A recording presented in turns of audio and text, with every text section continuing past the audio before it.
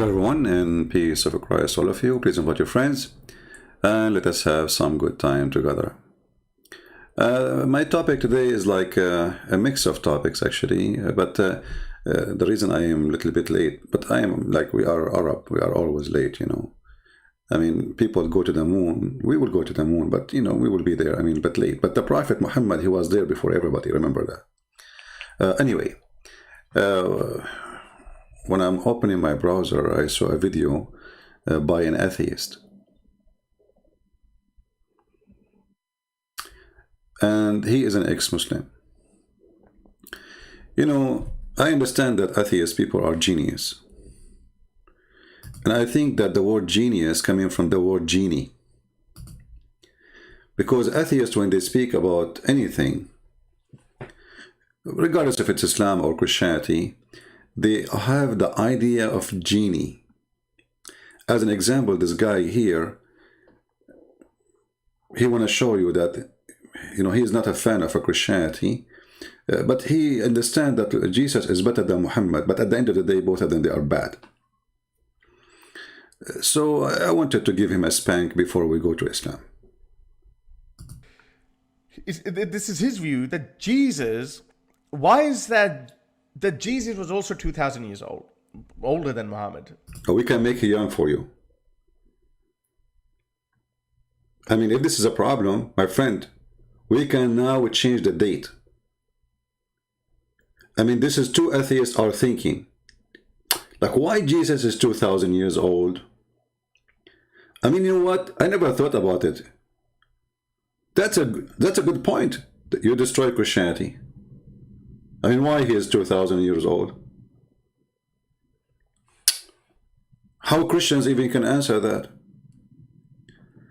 You are a genius, not genius. You are just a genie. Tell us more. I'm really impressed with the intelligence. But his morality is far better than the morality of Muhammad. Why is that? And I'm like, I am sure of that if we pull out any person from ancient times and we put him in this day and age, he'd be like, oh, you guys are bleeding heart tree huggers. What is this crap? Why do you pet your dogs as if it's your son? You know, they will have a different morality. So I would apply the same thing on Jesus as well. But if you look at Jesus's life, you know, he is a far better character than Muhammad. I mean, we can find only a couple of evil verses, like where one of the verses says that I was not sent for peace, I was sent as a sword or something. And then, you see, this is how stupid you are. I mean, atheists are atheists, what you can do. Did you even read the verse, you idiot? You see, I call people donkeys just to give them a rank of education. You know? I don't think you are on that level yet. You did not pass that rank. I don't know what the name of the little donkey. If you idiot, you go to the verse, you will see that Jesus is not talking about he killing, Christian killing. You will see that because of me, you will be tortured. Because of me, you will be killed. Because of me, a sword will be on you. But the stupid silly you, and the stupid silly he, and the stupid silly she, they do the same as the Muslims. You cut from the whole story, you cut two words.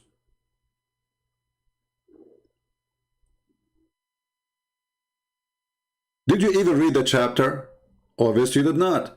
You see, isn't it a shame that you are a person who says you live in 2021 and you want to give an opinion of morality, opinion of education, but the educated person is somebody go and read the chapter and then he will see that he is no better than the donkey Muhammad.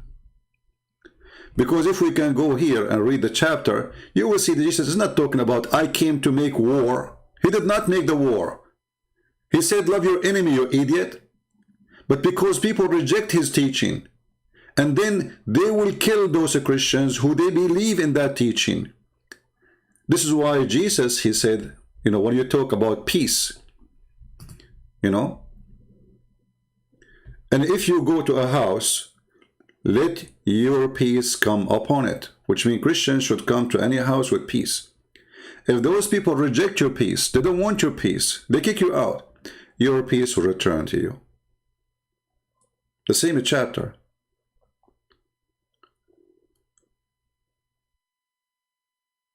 And you will see that Jesus, he sent his disciples to do all the good work, not to kill. You heal the sick, you clean the lepers, you raise the dead, you cast out devils. And not only that, freely you have received, freely you give, which means all those things you do for free. But the stupid you and the stupid he, you do exactly like the Muslim. You know, they claim, those atheists, they claim that they are better than Muslims. You do exactly what, actually, I believe that you copy that from the stupid Abduls. And Jesus said to them, these things I have spoken to you, that you should not be made to stumble. They will put you out of the synagogue. Yes, the time is coming that whoever kills you will think he is all for good service. Service to who? To God. So the sword you are talking about, you either, did Jesus launch a war? Did he say takbir? Idiot donkey? I don't really care for atheists because I find them very silly and very stupid. Somebody want to convince me that he used to be a monkey. You are a monkey. I do not need to debate it. You prove it yourself. A monkey is somebody, he see the banana, he think there's no tree, it's called banana. Because all what he sees the banana, he want to eat it. But there's a tree where the banana come from. And you want to convince yourself that you are a banana, but you want to convince yourself that there's no tree. And you used to be a mosquito, and then you became a chicken, and then you became a monkey, and then you became a human. Evolution. I don't know. I mean, now you are in the best process, by the way, in evolution. Because you used to be a Muslim, now you are an atheist, and tomorrow you will be a hippie.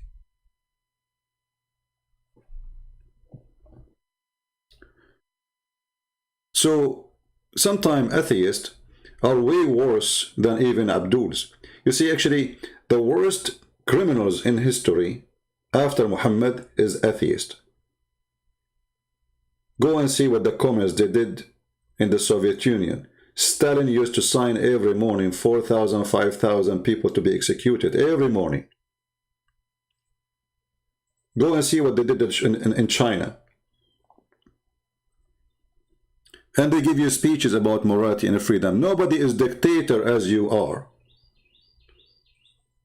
You see, at least the stupid Muhammad, he come with some rules. If you follow them, you know, you get away with it. With atheists, there's no rules.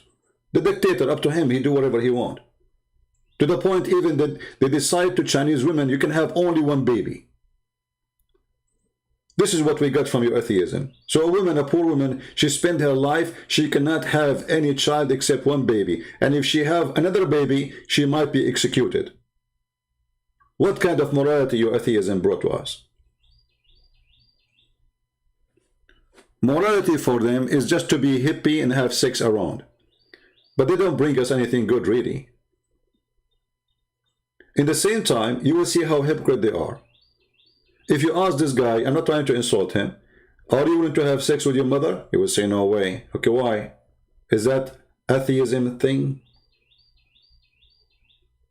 Is that the holy book of atheism taught you? As long everybody is an animal, and she is a female and you are a male, then why you say no way? So you claim to be an atheist, but the fact you are taking your morality from us, the good ones, if you have a good one inside you. If I say to you, you are going to have sex with your sister, you say no way. Your daughter, no way. Why? Aren't you an atheist? Hippie? Anyway, we finish with this skit. Let us go to other Abdul. You see, the title of my video is a challenge, open challenge to Allah, aka Allah, aka Allah, aka Muhammad, aka potato, aka tomato.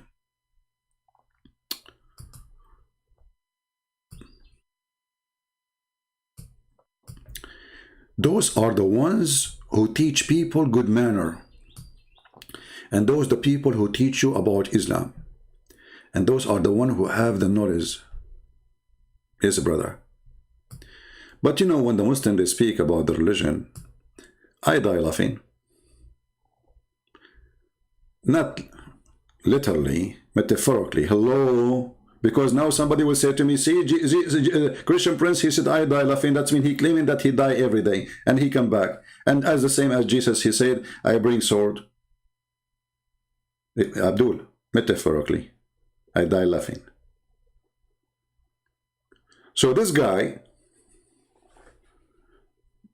you know, they call now Yasser Qadi Dajjal, and any sheikh they don't agree with each other, they call them Dajjal, you know, like Dajjal is a title for free, you know, Dajjal in Arabic mean liar, like big liar, like big fat liar, like big, so big, like big, you know, you can imagine how big it is. I cannot describe to you how big he is. So when the Muslim, they use the word Dajjal, they speak about the one who will claim to be the Messiah. So the one who claimed to be the Messiah, he is the biggest ever in line. And here I ask myself, why? So if I claim to be Muhammad, I'm not a big liar. Obviously, because anyone can be Muhammad. If you are a child molester, if you are a criminal, if you are filthy, if you are a hypocrite, if you go to the house of your son and flirt with the wife, you are Muhammad. Easy. But you cannot be Jesus. Listen to this. What the false Jesus can do. And then you will hear my challenge to Allah. You're thinking, what does that have to do with the Dajjal? Why did Prophet ﷺ say that? Because the Dajjal will come and pretend and claim to be Allah. And he will command the heaven to rain, and it will rain. And he will give life to the dead, and he will do some extraordinary things. Look at this. I mean, have you ever heard of a stupid religion more than this? If you ask this guy, okay, what is Al-Masih al-Dajjal mean? He will say to you, it means literally, the false Christ. Christ, the liar, which means he is pretending to be Christ. Okay. So how he is pretending to be Christ, and by doing that, he is pretending to be God. If in Islam, the Messiah is not God. Are you getting my idea, guys? Are you understand what I'm saying?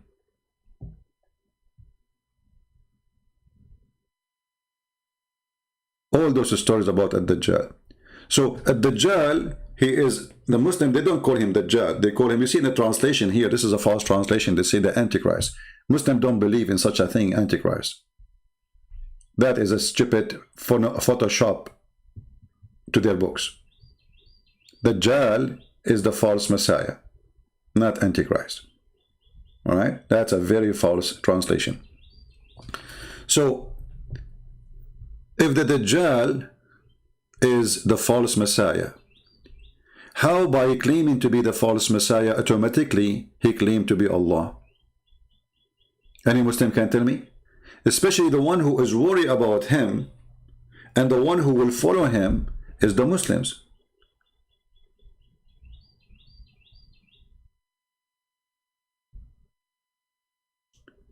And you will see that this false Messiah, he will kill a human and then he will make them go back alive, like he will bring a sword and chop the person to pieces and then he put him together.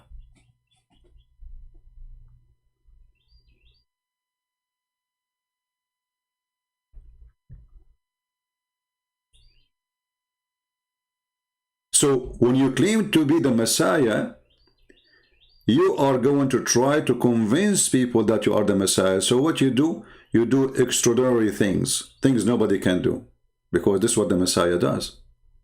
See, he is not doing what Allah do, because Allah can do nothing. What is the difference between the Antichrist and the false Christ? Well, the Antichrist is not a person claiming to be Christ, you know. The Antichrist is somebody, you know, will, let us say, power of people will gather around him, and he will be fighting everything Christ stands for, everything Christ taught, everything Christ, the faith of a Christ, let's say. So Antichrist, the Bible says, who is the Antichrist? Is the one who denied the Father and the Son. So there's Antichrist as a person, and there's an Antichrist of a belief. But the belief is present the person. The one who denied the Father is the same one who, and denied the Son, is the same one who followed the Antichrist, and the Antichrist himself, he believed in that. or let us say he promote that. So in Islam, there's no Antichrist. There's a person who will come as a false Messiah, and this person, the Muslim, they call him Ad-Dajjal, Al-Masih Ad-Dajjal, not Ad-Dajjal only. Dajjal is a short name. Al-Masih Ad-Dajjal. Messiah, the false Messiah.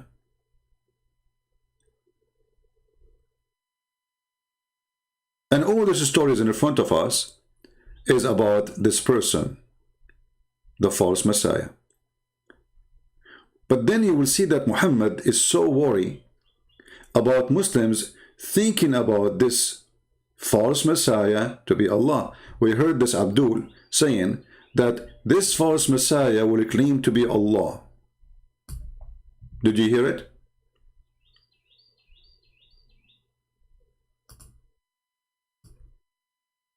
He is not just a person who will come and do, let us say, miracles, powerful things. No, no, no. He is not going to establish even a new religion. He will claim to be the God of Islam. So by claiming to be the Messiah, and this is here you see the stupidity of the founder of Islam. How the person claiming to be the Messiah, and how that automatically make him claiming to be Allah. Do you see the stupidity here? Because if the Messiah is a messenger in Islam, and the guy, he said, I am the Messiah. So the Muslims, even if they accept him to be the true Messiah, they accept him as what? As a prophet of Allah. Do you see the stupidity? The confused Muhammad, the false Muhammad, he mixed information together, proving to us that in a certain point Muhammad, he wanted to be a Christian, believing that Christ is God. Or he was trying to adopt the idea to be Christian. When the Christian rejected him, he became a Jew. When the Jew rejected him, he became a Sabian. So he tried his best to have a group to support him. Remember, he started with nothing, right?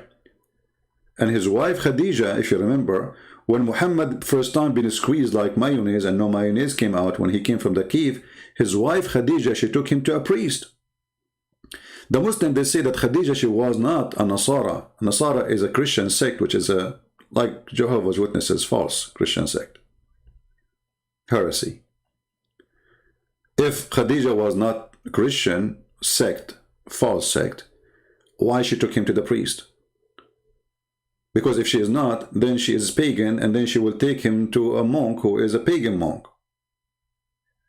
Somebody he do witchcraft maybe. But she did not do that. She took him to a priest. Why she did that? Because obviously she is a person belong to this priest faith. Especially he even is he used to be a pagan, which means if he is a person who left paganism and he became Nasara, then the people around him, his family, they will reject him because he left the faith, he changed his faith. This is what happened usually. But she did not reject him, she approved him, and you will see that Muhammad is always with Warqa, and Khadija herself is the one who took him to Warqa as if he's a kid.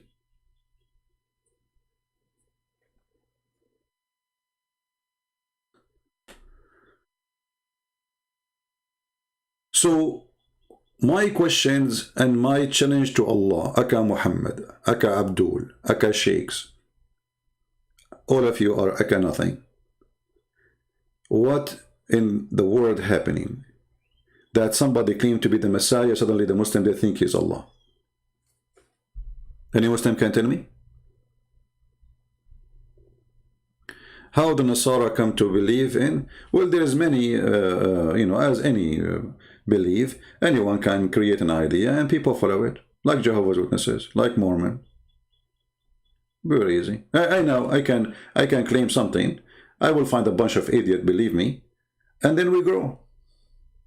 This is how it works.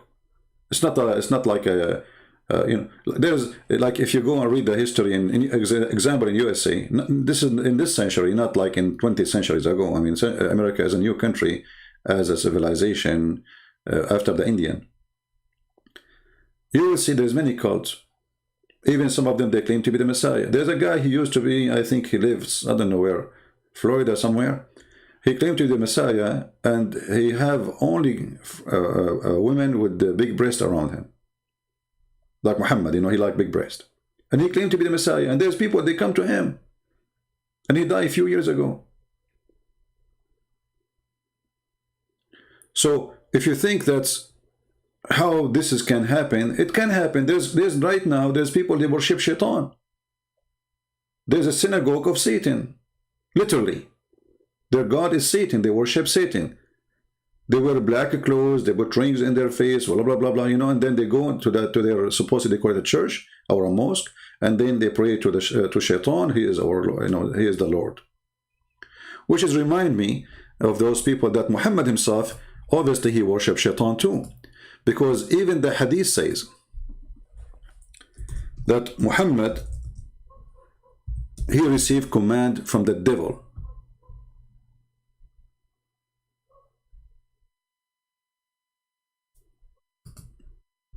Do you see it? Muhammad, he said, there is none amongst you whom is not attached to the form of a jinn or a devil. They, the companion, they said to him, are you with you too?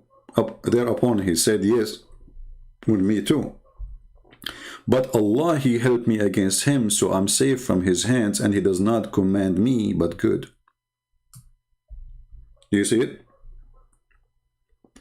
So we have a guy who say loud and clear, I receive command from Shaitan. And the claim is that Shaitan is good. See, this is a good Shaitan, brother. He was a bad Shaitan, he's a bad Shaitan, but Allah helped me against him. So Shaitan command me to do good. Have you ever heard of a Shaitan command to do good? Like what?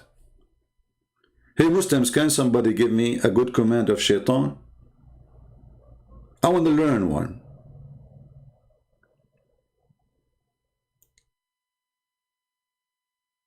So we have a clear evidence that Muhammad, actually all the Quran confirmed that Shaitan, he worked for Allah, and Allah, he is just another form of Shaitan. If you go and see, who is the one who spread enmity between you? Who is the one? The Quran says Shaitan. The one who spread enmity is Shaitan. Chapter 5, verse number 91.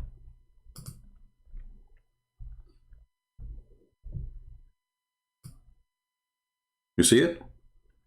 The same chapter saying that the one who spread enmity is Allah. Can you believe it? Twice. In the same chapter, it says it twice that Allah, he spread hatred and enmity. And in the same chapter, it says once that Shaitan, he spread enmity. So Allah, he went twice to one.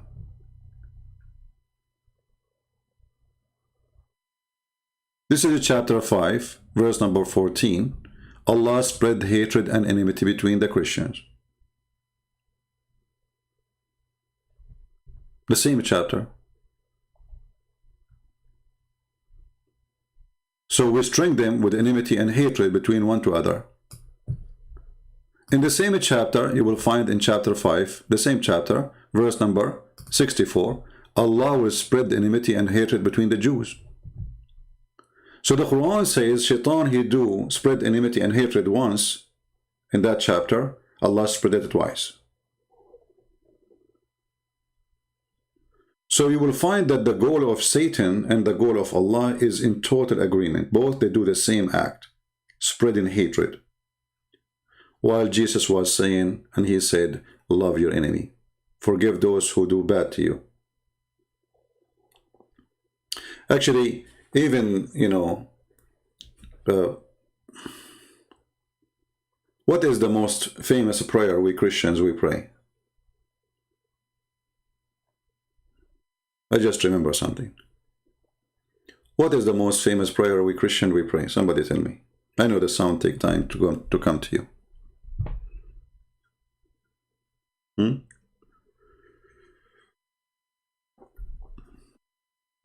There's a famous prayer we pray. Our Father art of heaven. If we go to our Father art of heaven and check the prayer, you will see right away there's a condition. And the condition is, you have to forgive, right? You have to forgive. If you don't forgive, you don't receive forgiveness.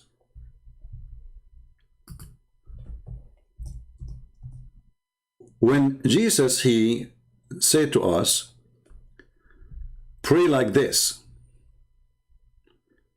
and he gave us that amazing prayer.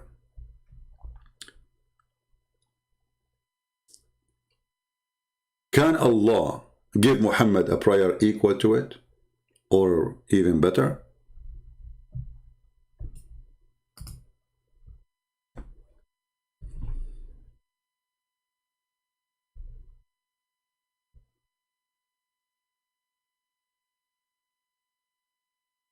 Any Muslim can answer us?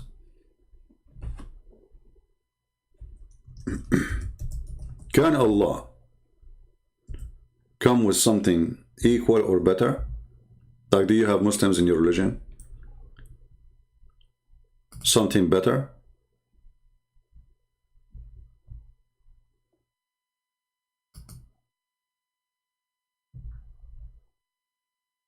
If there's any Muslim, he can give us an answer. Please help us. Because a prayer of a religion present the religion. What I see that Muslim prayer is nothing but cursing, insulting, hatred, anger. Like now they are praying to Allah to destroy the Jews. And as always, they always do that.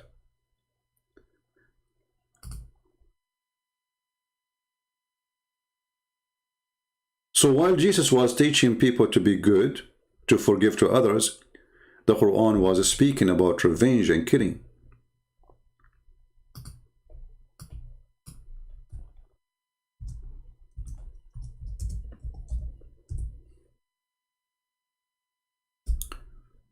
If we go here,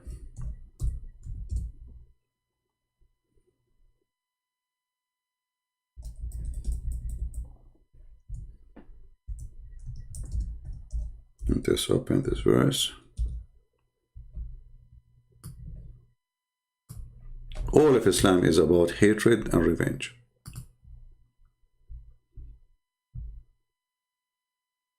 Allah will punish them by your hands, cover them with shame, and that victory will heal the breast of the believers. How much hatred in their breast.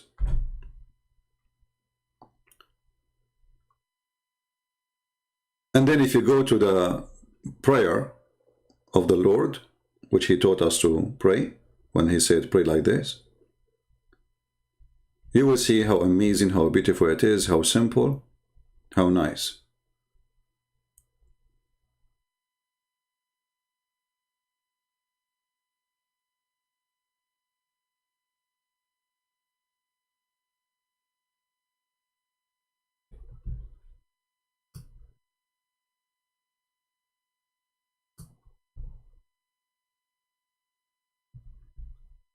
The prayer of the Lord does not fit with the prayer of Allah.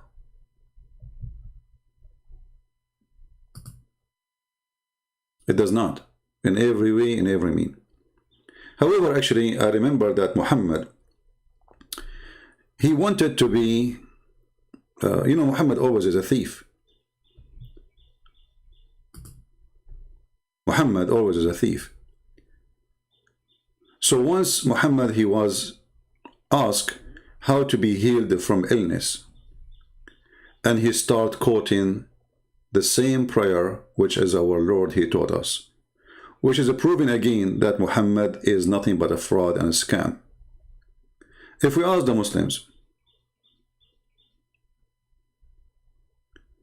can we find the Lord the prayer in your books, your prophet reciting it?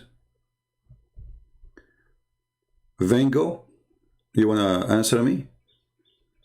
Okay, who's holding you, Vengo? You wanna call me in Paltalk? If there is any Muslim would like to call me in Paltalk,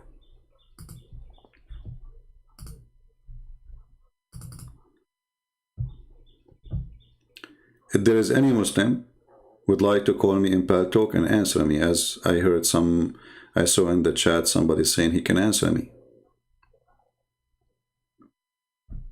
I'm opening my Paltalk now to give you an opportunity to prove us wrong.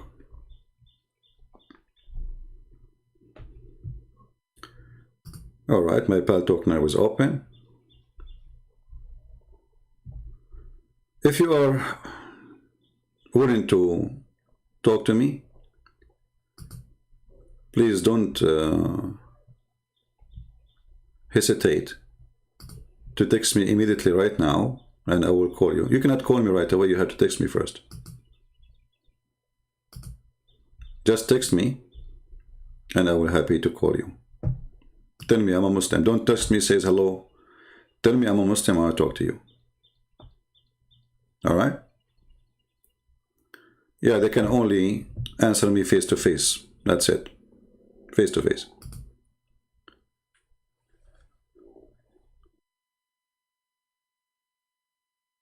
So the prayer of Muhammad is nothing but evil. And when Muhammad he speak about the Dajjal, which is our topic, and we showed you how this person, he mentioned the Dajjal, which is supposedly the false Messiah. But yet he is so worried, and he's a prophet worry, that people will believe that the false Messiah is their God Allah. And the question always comes to us, why? Why the Muslim will think that the false Messiah is Allah when the person is claiming to be the Messiah? Please focus with me in the topic. Don't, always when you want to ask me a question, when I say there's any question we are done, you can give me questions that have nothing to do with topic. Because I'm not against you to ask you questions, but in order to answer a question that have nothing to do with the topic, we have to stop and switch. Right? So just try to make your topic now same my topic. When we are done, if we say who have a question, have nothing to do, we are done, you can give me your question. So I'm asking the Muhammadans, what is the reason for the Muslims to believe that the one who say I am the Messiah, that he's Allah? He is not saying I'm Allah, he's saying I am the Messiah. That's why you call him the Messiah Dajjal.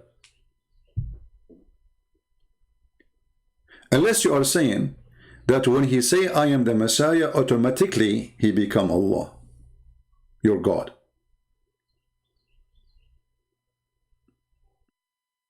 Any Muslim can help us?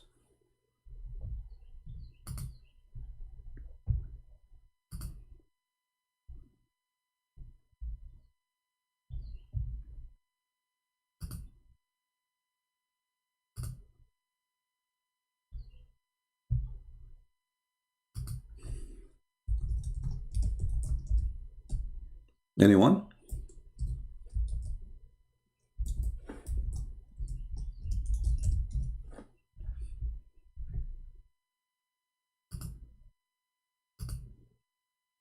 Is a Dajjal is a false idea, false story made by Muhammad, or it's something real?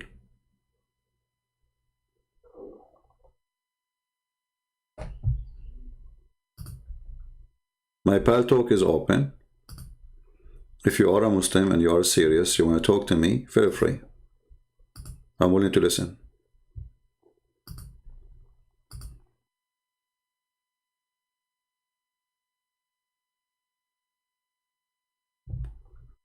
There's a Muhammadan in Pal Talk, but this is old one from yesterday calling me coward. Let's try to call him.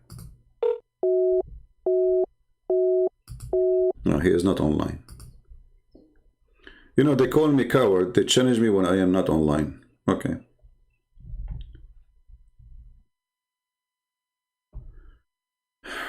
Protection, you are the Messiah?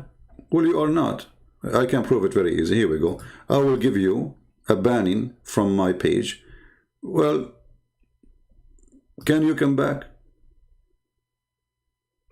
Protection. You just said you are the Messiah. If you are the Messiah, you do what the Messiah can do. I just blocked you in the chat. Come back if you can. You see, the real Messiah, they killed him. He come back even from the tomb. You stupid you, we just block you from the chat. You cannot come back. You remind me of Ahmad Mirza Ghulam. He claimed to be the Messiah. Second day, he found like 500 people in front of his house, and they are wheelchair, the blind, the one who have no hand, the one who cannot see, the one who cannot talk, all kind of ill people. And they said to him, if you are the Messiah, here we go, show us. He closed the door and he went to his bedroom. He slept under the bed.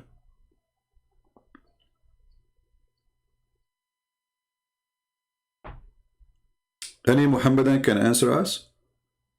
Why automatically, if some person claimed to be the Messiah and he can do miracles, amazing miracles, you automatically think he is God, when the person, his name is the false Messiah? Why you guys are laughing? Show respect. Come on, put yourself in his shoes. You know? Put yourself in his shoes. And if you are like bald, put yourself having the hair of Sam Shamoun. I'm just joking. You know, I love Sam Shamoun. Very nice person. Any Muhammadan? So, is it possible that because... Okay, so now if somebody says he's bald, is he automatically claiming to be Sam Shamoun? I mean, it doesn't make sense. So, this guy at Dajjal, his name is the false Messiah. So why in the world you Muslims will think that he's God? The heaven to rain, and it will rain, and he will give life to the dead, and he will do some extraordinary things. Stop. But how he can do that? Isn't it the Quran says only Allah raises people from death? Isn't it the Quran says who bring people from death but Allah? So how this person, the false Messiah, he can do that? All right.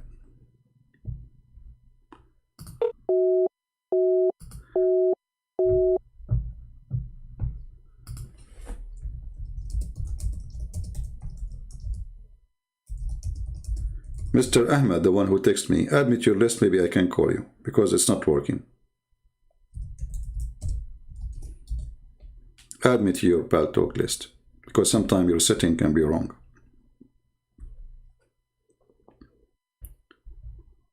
Any Muslim can tell us what is this? Is a challenge to Allah. If only Allah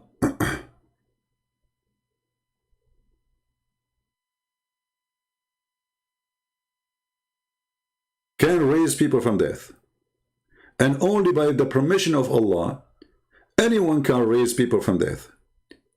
So how come this person, he can do that without the permission of Allah?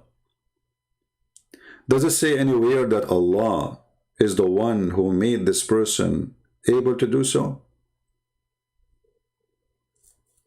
Any Muslim?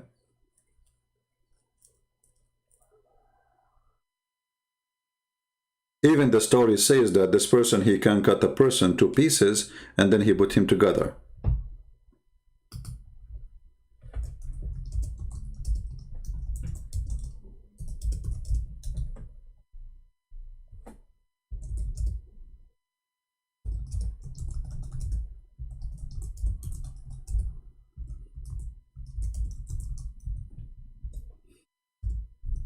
Any Muhammadan?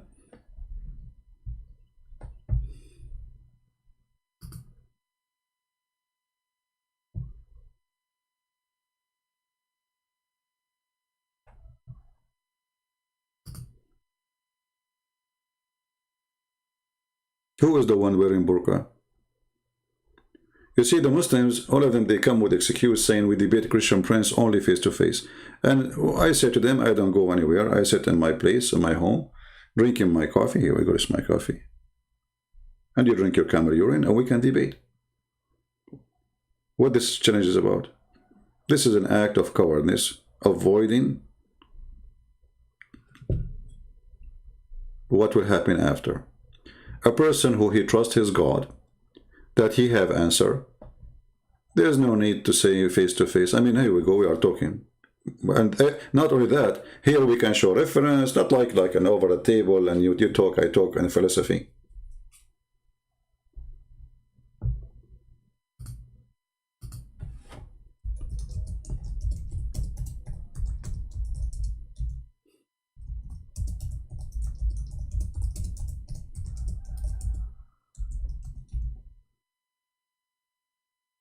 Anyone?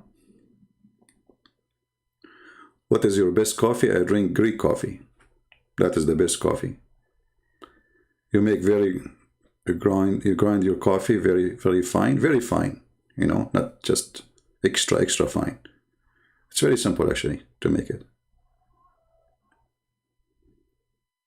Heavy duty coffee. Once I have my neighbor, he said, let me try it. And then he called me like around 2 a.m. You know, he did not call me actually. I was, you know, I stay late, you know. So he saw my window and he said, are you up? I said, yeah, what up? What's up? He said, you have no idea what you did to me. I can't sleep.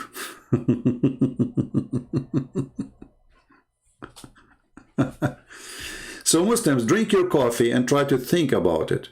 Why in the world this person, he become Allah on your eyes?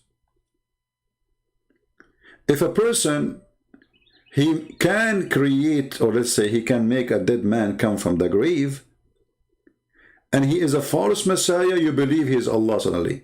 So why you don't believe the true Messiah is the true Allah then? Because this is the true Messiah.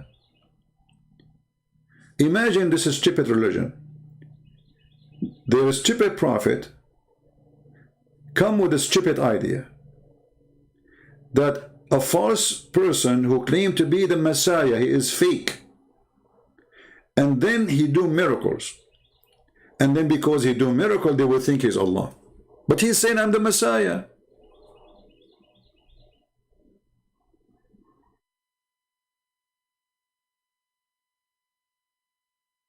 And as long you Muslim, you say that nobody can do such a thing like, you know, to give life except by the permission of Allah.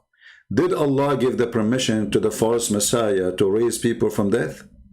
Who is a Muslim want to answer me?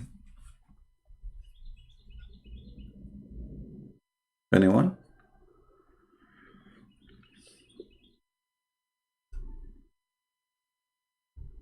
If there is anybody?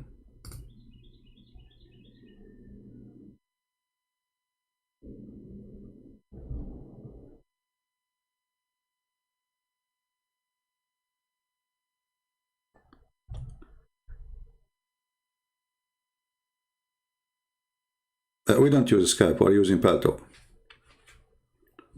Anyone?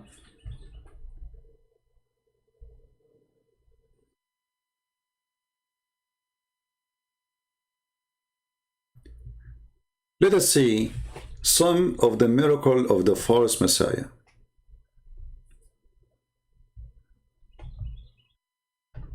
Some of his miracle.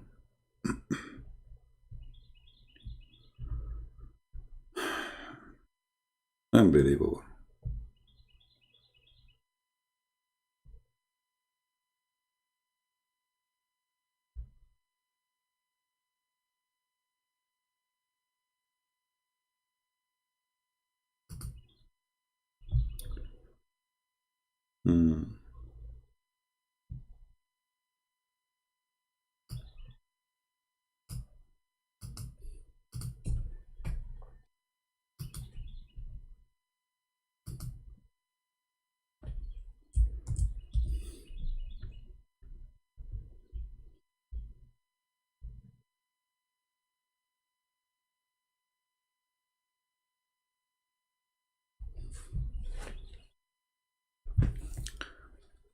Where is the Dajjal? Let us see the Dajjal.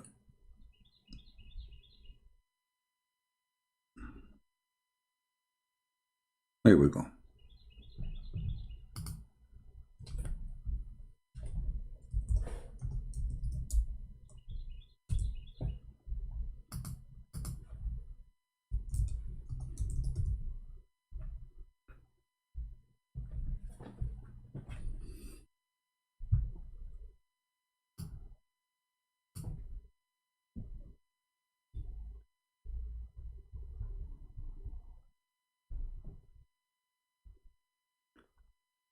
What the false Messiah would do? Muslims.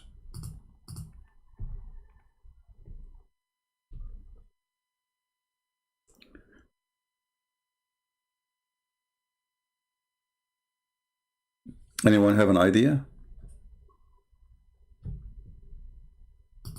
Is it true that this person, he will order the rain to come down and the rain come down? He will order trees to come out and trees will come out.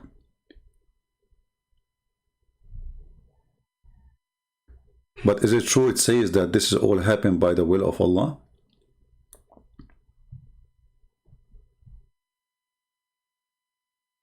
Is that by the will of Allah?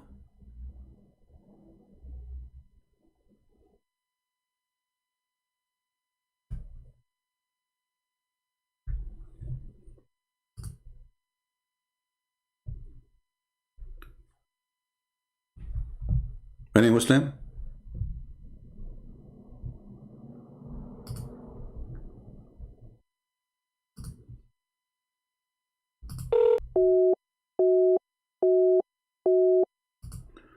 Well, for some reason, Ahmad, it says you need to update. I don't know, the update thing. I don't know what's wrong with this bad talk. Some people, their call go through, some people, they don't go through. I'm not sure really.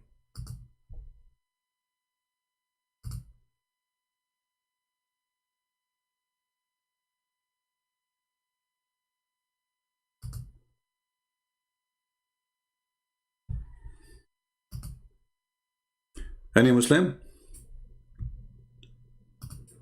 Who is the one going to give the Dajjal the power to the point he do what Allah do? And remember that the Dajjal is claiming to be the Messiah. And remember that your Muslim will think he's Allah. And remember, he looked like a man. Yet remember that you will think he's Allah. Abu Bakr reported that the Prophet saying, the terror of Ad-Dajjal, not the Antichrist, will not enter Medina at that day, and it will have 7 gates. Muslims, at that time, the Medina will have 7 gates. How many gates you have for Medina now? There's no gates. What gates?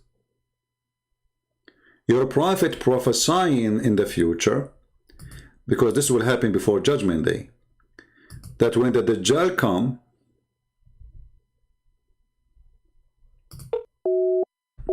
yeah, still not working. I don't know what's happening. I don't know.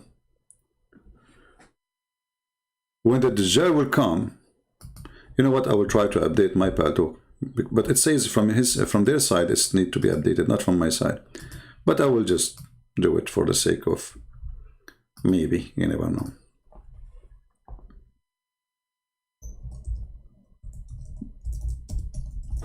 Any Muslim?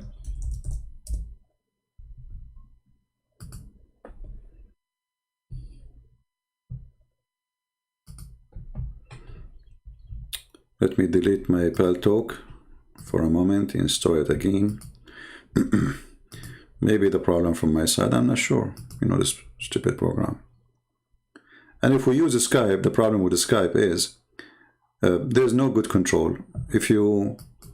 When I receive a call from somebody and the Muslim, they see that he is almost leaving Islam, right away they will start calling by hundreds to drop the call. Same time, I get like tens of thousands of text messages from people I don't know and saying, hello, how are you?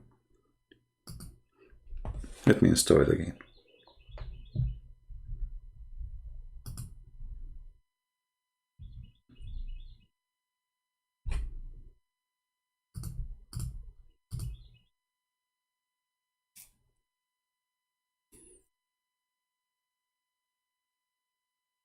Come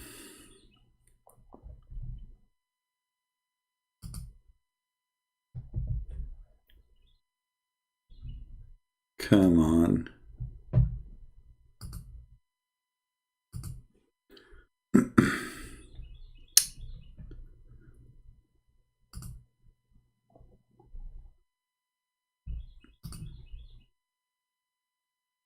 This program used to be the most perfect program actually for chatting. But I guess since there's too many competition these days. Okay.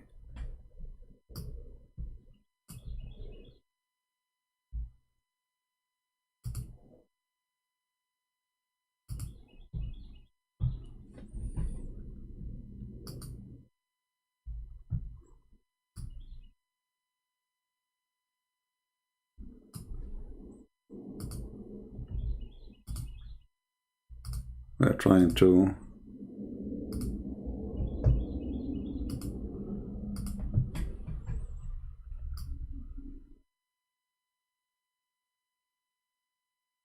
I'm not sure why it's taking too long time. I mean, so long.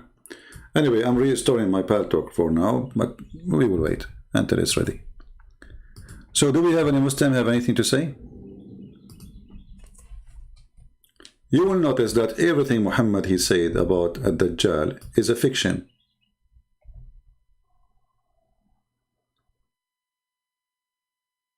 And why in the world this person will claim to be the Messiah don't claim to be Muhammad? And why the Messiah is coming back and not Muhammad coming back? And why the person who claimed to be the Messiah, he is going to do amazing miracle in order to, like, I don't know what the word in English to say, like in person, or what word we would say, like if somebody trying to be somebody else, to steal his identity, impersonate. I'm not sure, you know, my English is not good. Anyone? Why he chose the Messiah? Is that because when you choose the Messiah, you choose the most powerful person in the world, and that will make people believe that he's God? Why the Muhammad, he keeps saying, I seek refuge by Allah from the trouble of the false Messiah? Your prophet himself is terrified. Do you see it? And here, by the way, you notice that Muhammad is a false prophet again. Because if he is seeking refuge from the trouble of the false Messiah, and the false Messiah did not happen after even 2,000 years, the one the Muslim waiting for. Yet Muhammad was afraid from the false Messiah in his time, in his lifetime. Do you see it? Impersonate? Yeah, impersonate, thank you. I know the word, but I don't know how to pronounce it. You know, sometimes like, I have a very good English, by the way. They offer me to teach English in Stanford University, you know.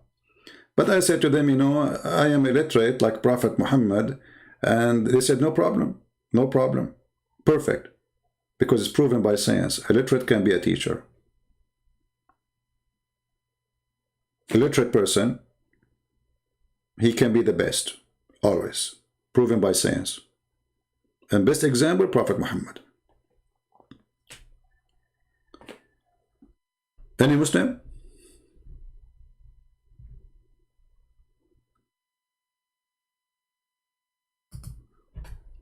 You come to the conclusion that my pal talk probably not working?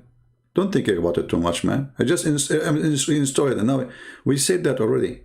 So Muslims, why Muhammad is afraid of the false Messiah?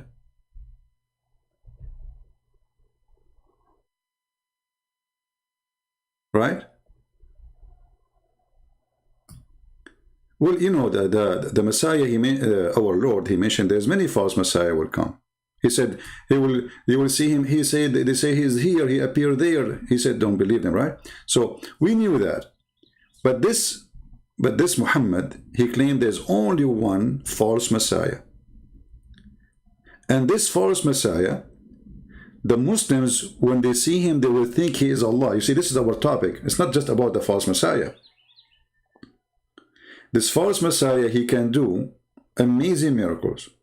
He can cut a human being to pieces and put him together. And Muhammad is so paranoid about him.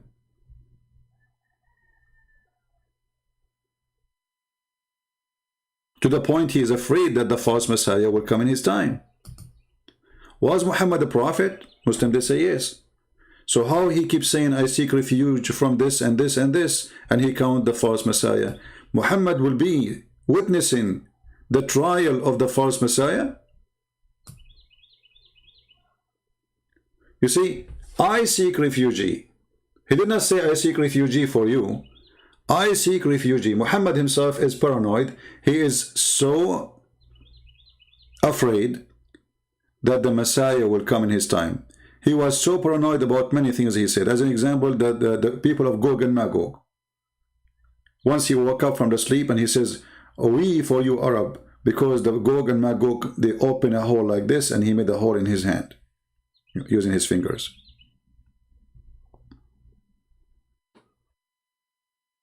Do we have any Muhammadan? Want to say anything? Let me see if Paltalk is ready to install.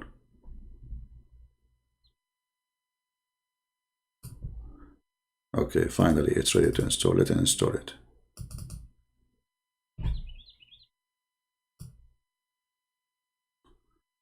Well, we hope this will fix it. You know, maybe because you guys, the one who's trying to call me or me, are not saying inshallah. Because according to Muhammad, if you say inshallah, everything will be no problem. You remember the story of Solomon? He decided to have sex with 99 wives, and then he forgot to say inshallah. I mean, how in the world you do that? So he had 99 wives in the bed, and now he is going to do cuckoo.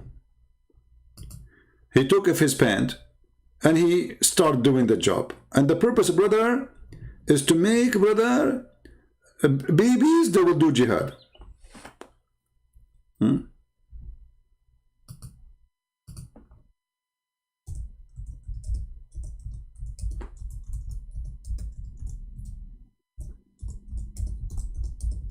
And then Allah, because he forgot to say inshallah, after having sex with 99 women, Allah, he made him have half baby. Now the story about the numbers, every hadith give you different numbers. Some say 70, some they say 99, some, I mean, depend. You know, depend in the mood of Muhammad. If he was saying that story in the morning or at night. Actually, we can search for the story. Hold on. I'm installing Paltalk. I'm reinstalling again. Just hold on. Here we go. Paltalk is done. We will open it.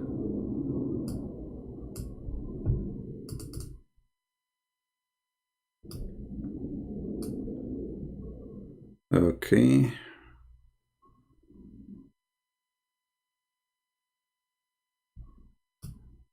So according to Muhammad's story, as you see on the screen, Muhammad said, not me.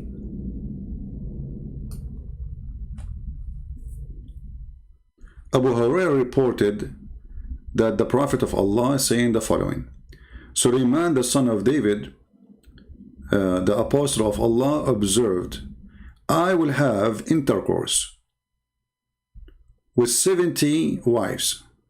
You see, the story here is 70.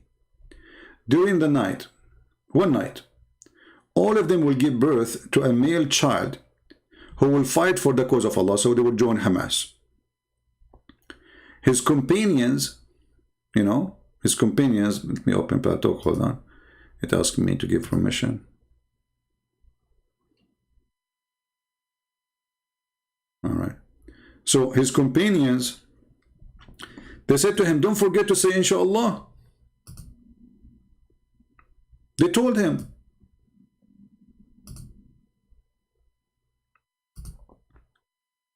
But Sulaiman, he did not say inshallah. Big mistake. How you start using your penis without saying inshallah? A good Muslim believer, he don't do that. Any truthful Muslim, he will never use his pistol without saying inshallah. So this Sulaiman, a'udhu billah, he start shooting 70 women in the bedroom, and his target is good target for the cause of Allah. But my friend, even if it was for the cause of Allah, you have to say inshallah before the intercourse. So when his companion, they said to him, don't forget to say inshallah. So, but he forgot, And none of his wives gave a birth to a child, but one, she gave birth to a premature child. Look at this madness.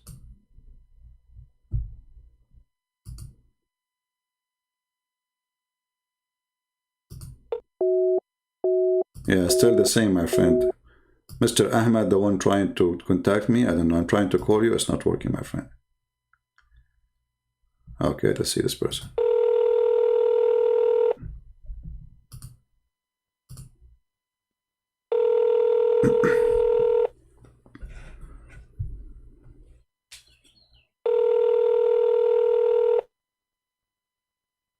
Answer, Mr. Ayub.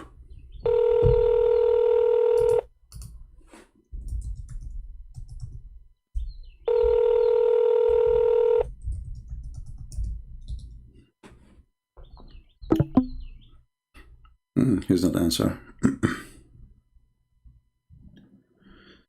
Okay. I don't know. They said to me, call me. And when we call them, they don't answer.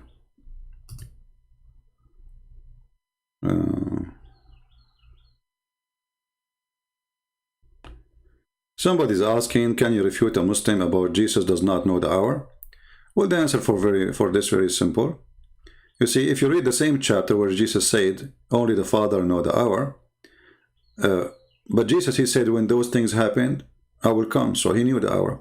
But what Jesus is saying, the announcement of the hour is only for the Lord, your Father.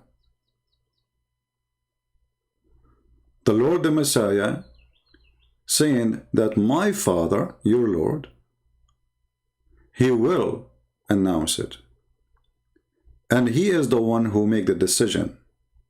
But I am the one who do the judgment.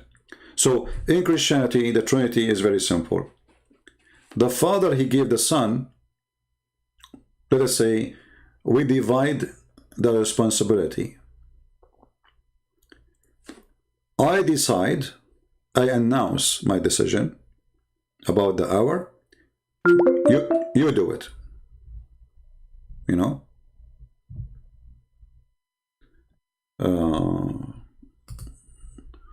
Let us see, Ahmad. Okay. Let us see, Ahmad, chat room. Hello? Hello? Are you there, Ahmad?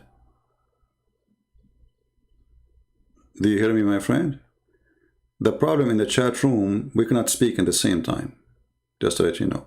You have to click at the microphone so you can talk to me. Go ahead.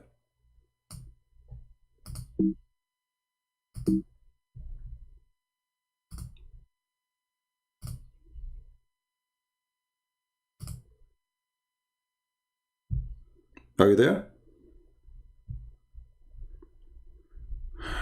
Well, obviously, this is not working. Let us see Mr. Ayub again.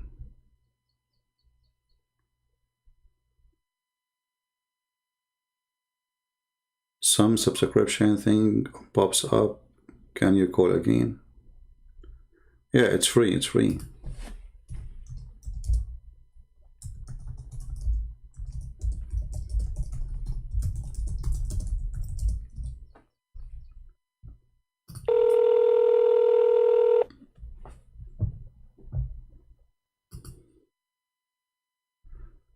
Hello? Hello? Hello? Yes, Mr. Ayub, you are live on air, my friend. What do you want to say to us? I don't know if you were listening to the topic. Did you listen to the topic? We are live on air. Yes, I just joined in. All right. So what do you think about the Dajjal story? What is the story? Why the Muslim will think that Dajjal is Allah when he comes second time, when he comes at the end of the time? No, Muslims don't think that. Muslims don't think that? Who Where say? you get that from? Okay, I want you to listen. No, look, listen.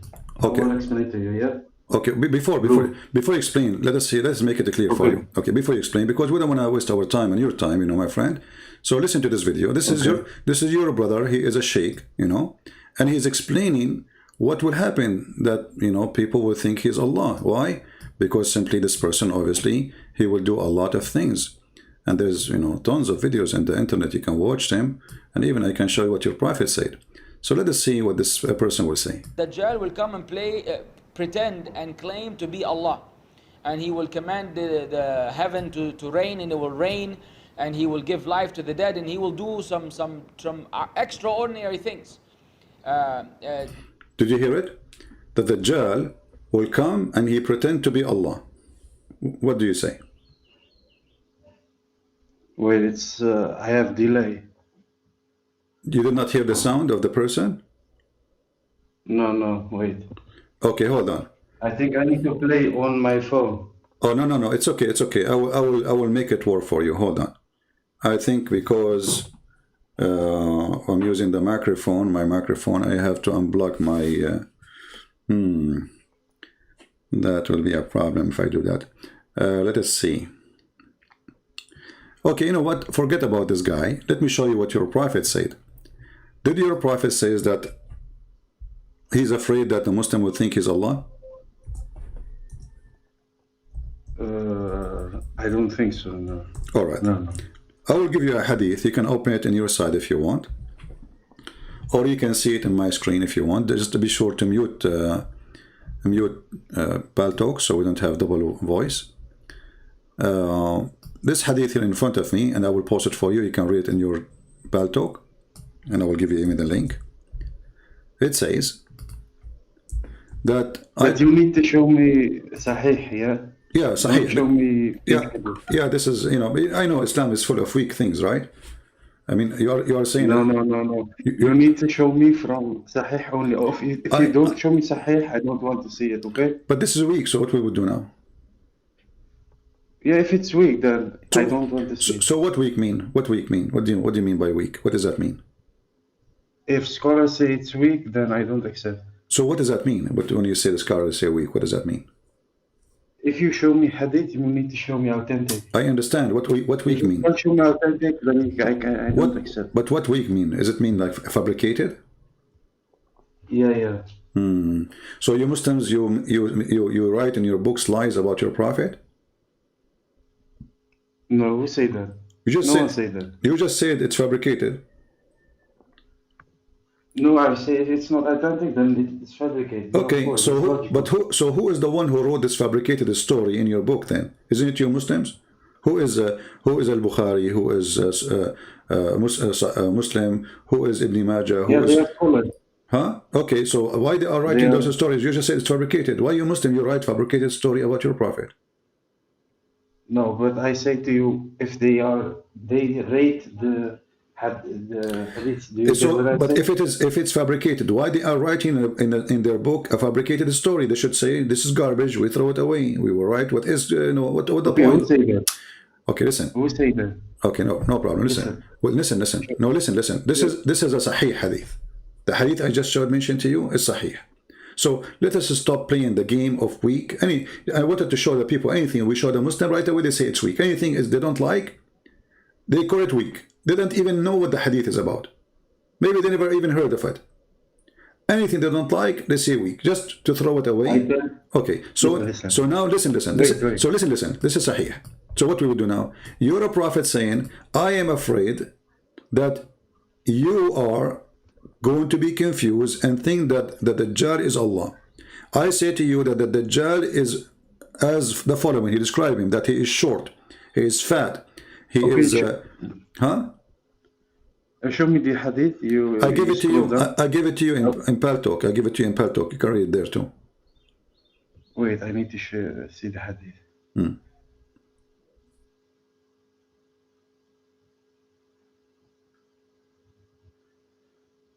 Okay, the Prophet ﷺ said, I have told you so much about it.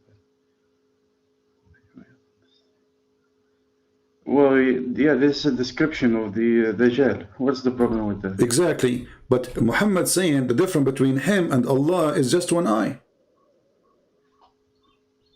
Yeah, no, no, you don't understand. See, what we think is that when the Antichrist come back, that the Jews and the Christians, especially the Jews, because they believe in the Antichrist, so they believe that it's God. Do you get what I'm saying? But no, my friend, Muhammad is speaking to the believers, not to the Jews, not to the Christian, and the Jews don't believe in the Antichrist. No, The Jews, you don't understand. no, I understand. Read the hadith carefully. Muhammad is speaking to the Jews or the Christians or to the Muslims. He's speaking to the Muslims. So he said to them, I have told you so much about the Dajjal, the false Messiah, and I'm afraid you might not understand that the Antichrist is short, hinted, woolly-haired, one-eyed, and eyesightless, and neither protruding nor deep-seated. If you are confused about him, know that your Lord is not one-eyed. So what he's afraid of, that the Muslims are confused because Allah and the false Messiah, they look exactly the same.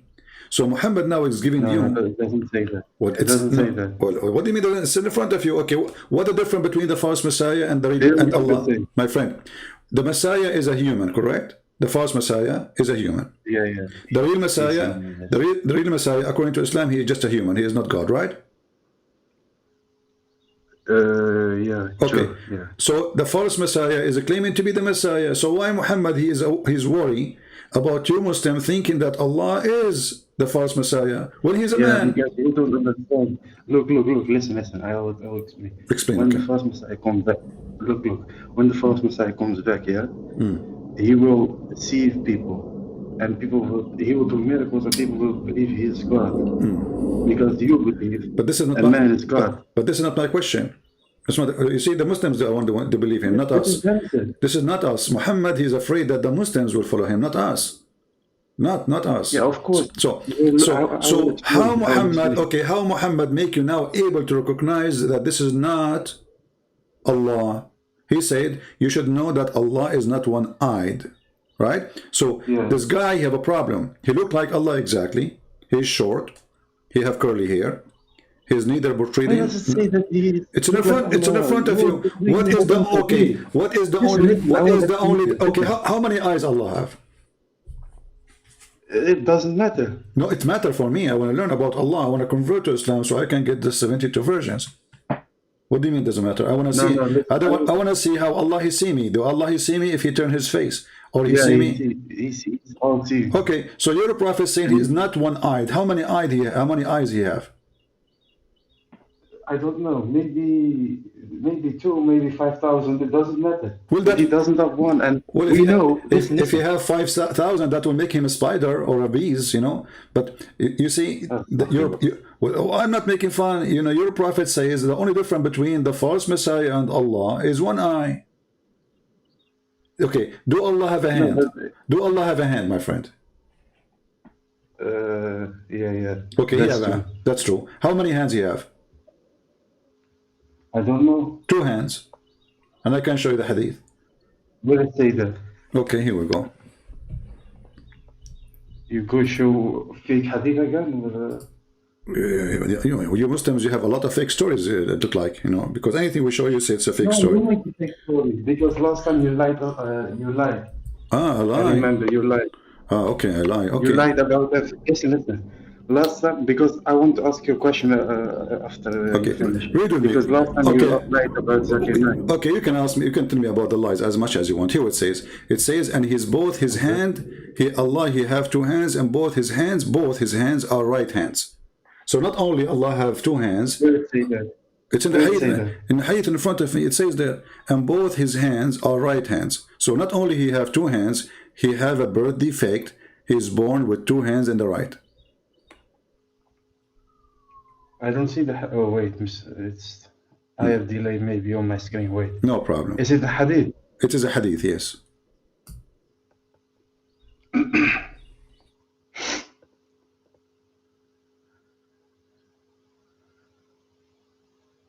Wait. Okay, I see it now. Okay, those who are just.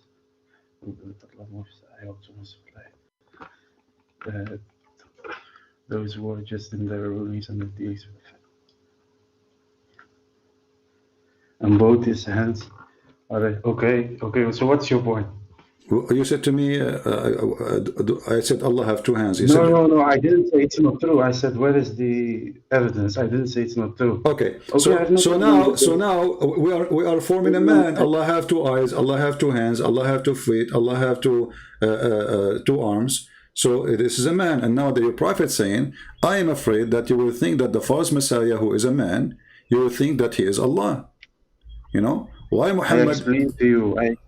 Listen. I explained to you. People will think that because, for example, you believe that Jesus is God because he did miracles. For one example, Well, and a lot of people thought that about the prophets in the past. So that's why when the Antichrist come back, people like atheists and Jews Okay. and Christians and even Muslims. No problem. Listen. I'm listening, Listen. my friend. But your prophet, he did not tell them you recognize him because he have bad miracle, or he said the only difference between them is one eye. You should know that your God is not I one didn't eye. say that that's the only difference. He said that. He said that. didn't say Okay, that. from That's your own from interpretation. all the description, isn't it enough to tell them that he is short, etc.? Why you are comparing him to Allah's eyes? If he is short, just tell him he's a man, and that's it. People will know that he is a false man anyway. He's a man. He's not God. You know, as long as he's coming as a man, why you are going to be confused? Think he's God? Because if miracle, you Muslim, you believe that God is not a man anyway. And if the guy is saying, I am the Messiah, he is saying, I am. This is why you call him the Messiah, the Dajjal. You say, I am the Messiah. So the man is saying to you, you are the Messiah. And you are a Muslim who believe the Messiah is a man anyway. So why you think that he will be Allah? Okay. Okay, so who is going to think that? Explain to me then. The Muslims. If you think I don't understand. The Muslims will think that he is Allah. Wait, let me read the hadith again because I don't think you understand. I have told you so much about the Dajjal Antichrist that I'm afraid that you may not understand. The Antichrist is short and tall. Will he add one eye and eyes? And neither protruding nor deep-seated. Okay, so who is he? Is he speaking to his companions in this hadith? What do you think? He's speaking to the Hindus? Well, I don't understand what you're. I just don't get your point because I already told you. My friend, your that there are prophet, people who listen listen. to the teaching of your prophet? Who your prophet talking to? He's talking to his companion, obviously. I don't believe in this madness. So this is made for you, not for me. So your prophet is worried that you will be confused. Do you see the word confused? Okay? If you are confused about him who? The false Messiah. No, he's not only talking about. Listen. Hello. I'm listening. Hello? Yeah, I'm here. Okay, just let me finish, okay? Okay, listen. I already explained to you. It's also about Muslims, but it's also about other people. So if the Messiah, that's how how I see it. If the Antichrist come back and he will do miracles, because it's also in other hadith that he will do miracles and people will follow him and people will see him as God. So also it's talking about that Jews and Christians, etc., will follow him, but it's also said that Muslims who are weak in their faith will also follow him. So I just debunked you already with that because you said it's only about Muslims. So what you got to say to that? I told you it's in another hadith. I don't remember which one it is, but to be honest with you, your answer remind me of a prophet Muhammad. There's a guy, he is blind. He come to his house and then he said to his wives, cover yourself. And then the women, they said to him, the wife of Muhammad, they said, they said to him, but he's blind, he cannot see us nor recognize us. He said, are you blind too?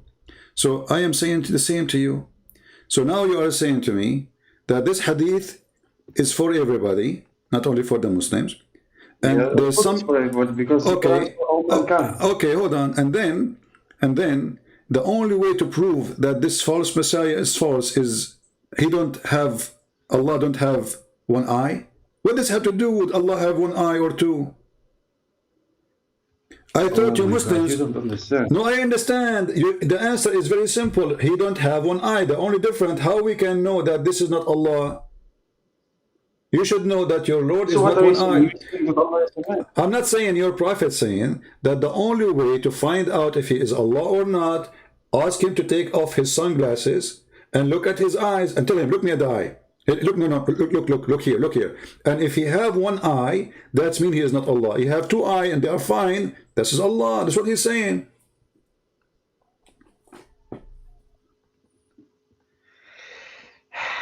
I explained to you, but okay, you know what? That's your interpretation. Okay, is there any? What is the interpretation for this from Okay. other people? There's no. Hold on. Okay, hold on. I will make it simple for you. The Messiah, the false Okay, Messiah, he can cut a person into two pieces and make him alive again. How he can do that? Well, by the power of God. So the false Messiah worked for Allah.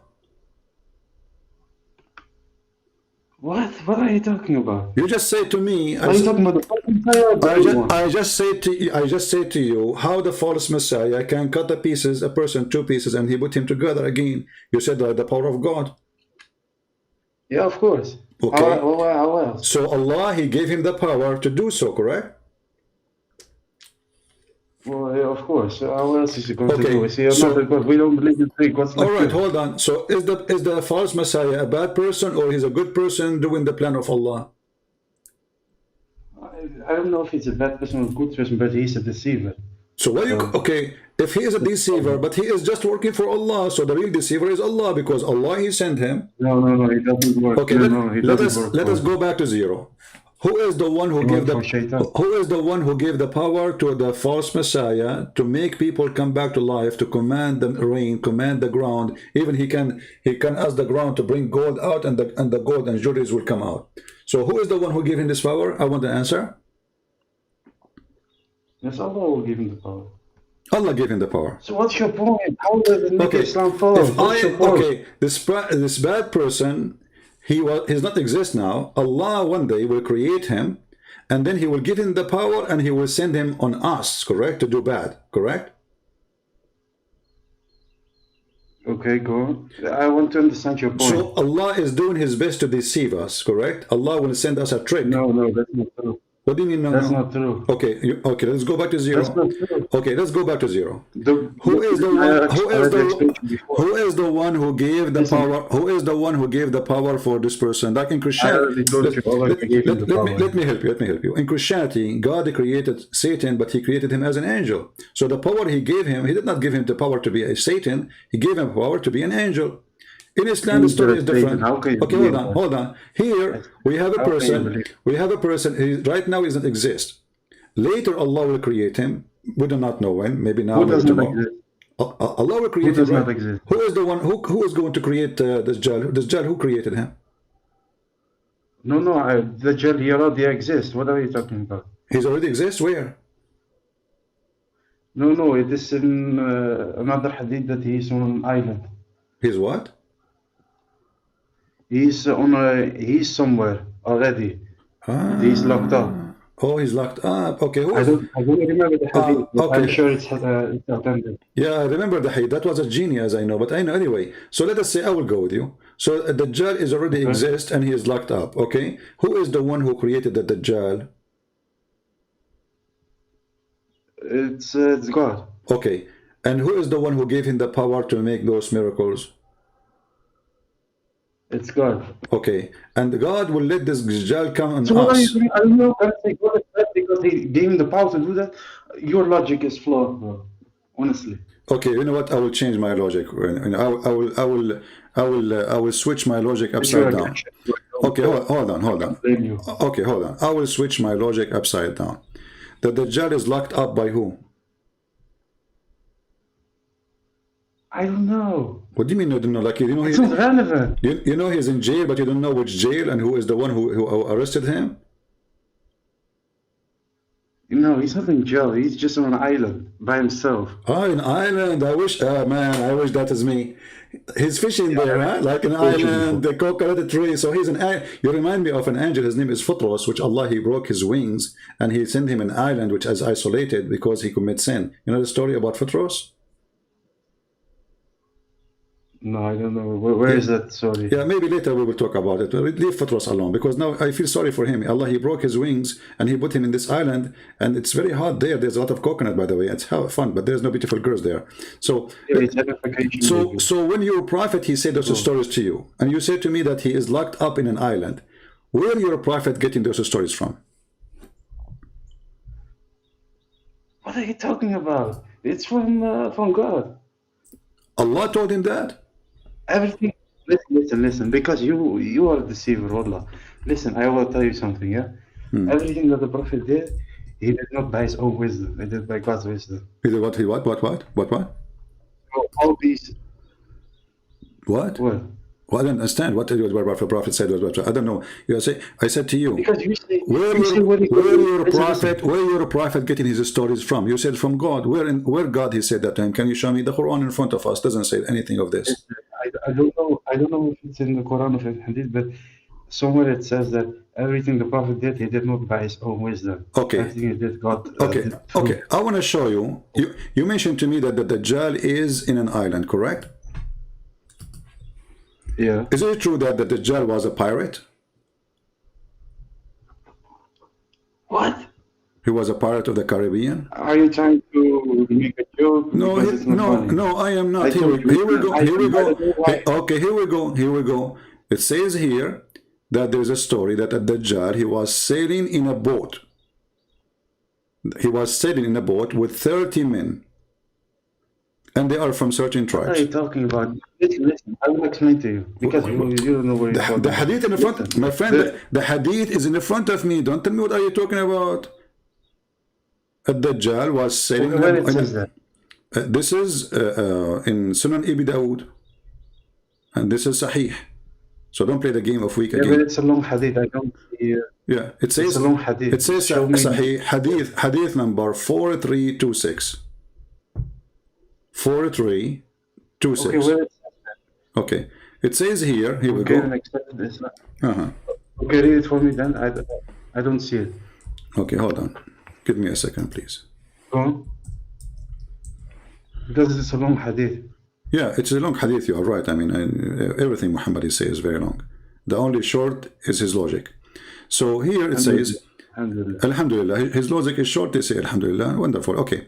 He says, then, I didn't say that. I didn't say when, okay, what I was telling you about the Dajjal, listen, what I was telling you about the Dajjal, he told me that he said with 30 men of Lachem and Judam, you know, and those are supposedly people from like a tribes or etc.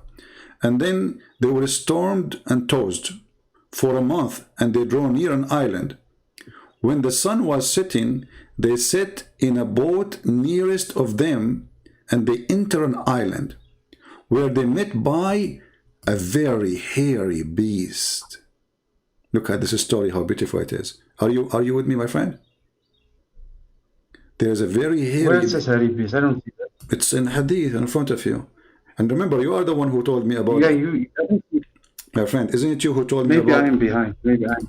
Yeah, but you are the one who remind me, right? You said to me that he's an island, etc. This is the island story. So he was in a boat, and then the boat, there is a storm. And then the storm, they throw them in an island, and inside there's a woman, but she is very hairy, you know. And then they said, we to you. They said, we to you. What can you be? Like, you know, she's so scary, man. I replied, I am a jassasa. Do you know what a jassasa is? I am the jassasa. So what does it mean? You don't know what a jassasa? Does it mean I'm the jet? Huh? Does it mean I'm the jet? No, but the Dajjal, he discovered it. Now the Dajjal is in a boat. The Dajjal is in a boat, and then the storm took him to an island, all right? And then there in the island... So I was right. I was right. Okay, so is that a fiction story or real story? Why should it be fiction? I told you before that he was an island. So if he went on a boat and they got to an island, that fits in the story. So it's no contradiction. It fit with the story. Yeah. Okay. Well, let us guys. Maybe he got on the island. Okay. So this is the Dajjal. He went to an island, and then in the island he said to them, Yeah. "I am the Messiah." Right? Okay. Okay. So now you see, we confirm that the Messiah exists. He will not be created, as you said. You see, I said maybe he will create it, maybe he does not exist, right? But you said to me, he exists, and now I agree with you. He exists. Where is the Messiah now? Yes, what are you talking about? You're talking to yourself. I already explained to you before. Where? You did not give me anything. As you see, he's a free. I got you busted. He's a free. Okay, so what's the problem with the story? So your prophet is a liar, because if the Messiah is already exist in his time, and the Messiah is a free, this false Messiah, and he met with the Jassasa, but all of those are the signs of the Judgment Day. So Judgment Day must be happening in the time of Muhammad. So when I told you he's not created, he's not exist, I wanted you to tell me, no, he's exist. So later you cannot deny it, because Muslims, if we say to them he's exist now, they will say, no, he's not exist. If I say he's exist, they will say no. If I say he's not, they will say yes. And that's what I did. I said he exists. Yes, exactly. I said to you, listen, I said to you, he's not exist, he will be created later, maybe now, right? So I said maybe. And then right away you voluntarily, thank you very much, you said, no, he's exist and he's locked up in an island. Okay, so now the false Messiah is exist in the time of Muhammad. He will not come in the Judgment Day. Unless the Judgment Day was in the time of Muhammad. So Muhammad is a fraud. Because as you see, he came and he met with the Jassasa. Do you know who's a Jassasa? I don't know. I already told you I don't know. No, I think... Okay. Okay, go. In the Jassasa... Let me explain. Jassasa is a beast, exists in the Quran. If you go to chapter 27, verse number 82, you will beast or something. Yeah. So a Jassasa is someone will come in the Judgment Day. So how Muhammad he claimed that? Are you getting what you did now? You just made your prophet a joke, because you just said that you agreed that this what are you talking about? Okay. Is the Jassasa will come in the Judgment Day or no? Yeah. Okay. So what? But as you see, a Jassasa, she met already with the false Messiah in the island. Okay, show me where Jassasa is the beast from the Quran. Show me. Here we go, chapter 27, verse number 82. And when the word of torment, which means the Judgment Day, fulfilled against them, we shall bring out from the earth. We shall bring out from the earth. So she should be down in the earth, not on the top of the earth.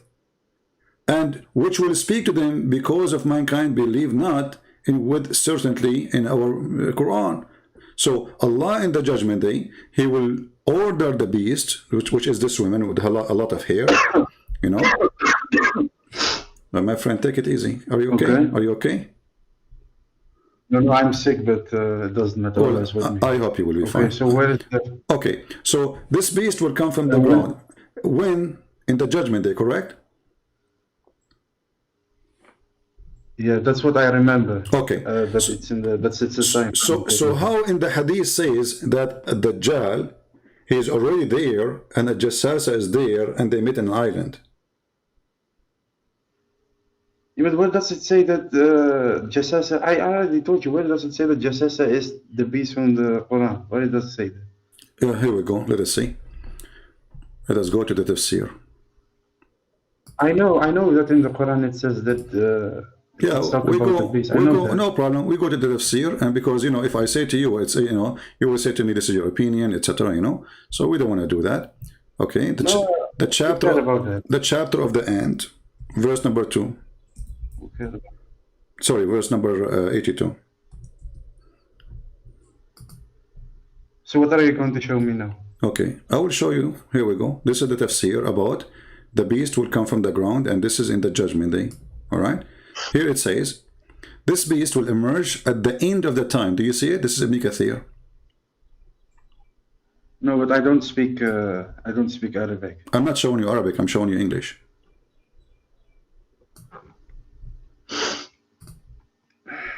Yeah, it's not in the screen. Okay, now you see it? Take your time. Are you going to translate or... Because I cannot read Arabic. Are you going to translate? My friend, I'm not showing you Arabic, I'm showing you English. Yeah. Okay. I have delay, I told you. All right. So a jassasa, this beast, will come at the end of the time, not now, right? Who say this? Who say this? Who say this? The Quran. The Quran says, وَإِذَا وَقَعَ الْقَوْلُ No, who is the عَلَيْهِمْ. commentator? What? Who is the commentator on this? This is Ibn Kathir. Okay. Okay, go on. Okay. So this will be at the end of the time, where this beast, who is a female, she have a lot of hair, and you know, I mean, that's very good to have a lot of hair if you're a female. Can you zoom out? Can you zoom out? Huh? I want to read the full. I want to read the full commentary. Can you zoom out? You are zoomed in. I can see. Okay. It. No, I would do even better. I'm going to give you the link, and you open it from your side. Is that okay? Let me give you the link. Okay. I will give it to you in your Skype. Here we go. Let's see. This is the link. Open it in your side. This way you will not be waiting for me to scroll down and go up, and you will be able to read it right away.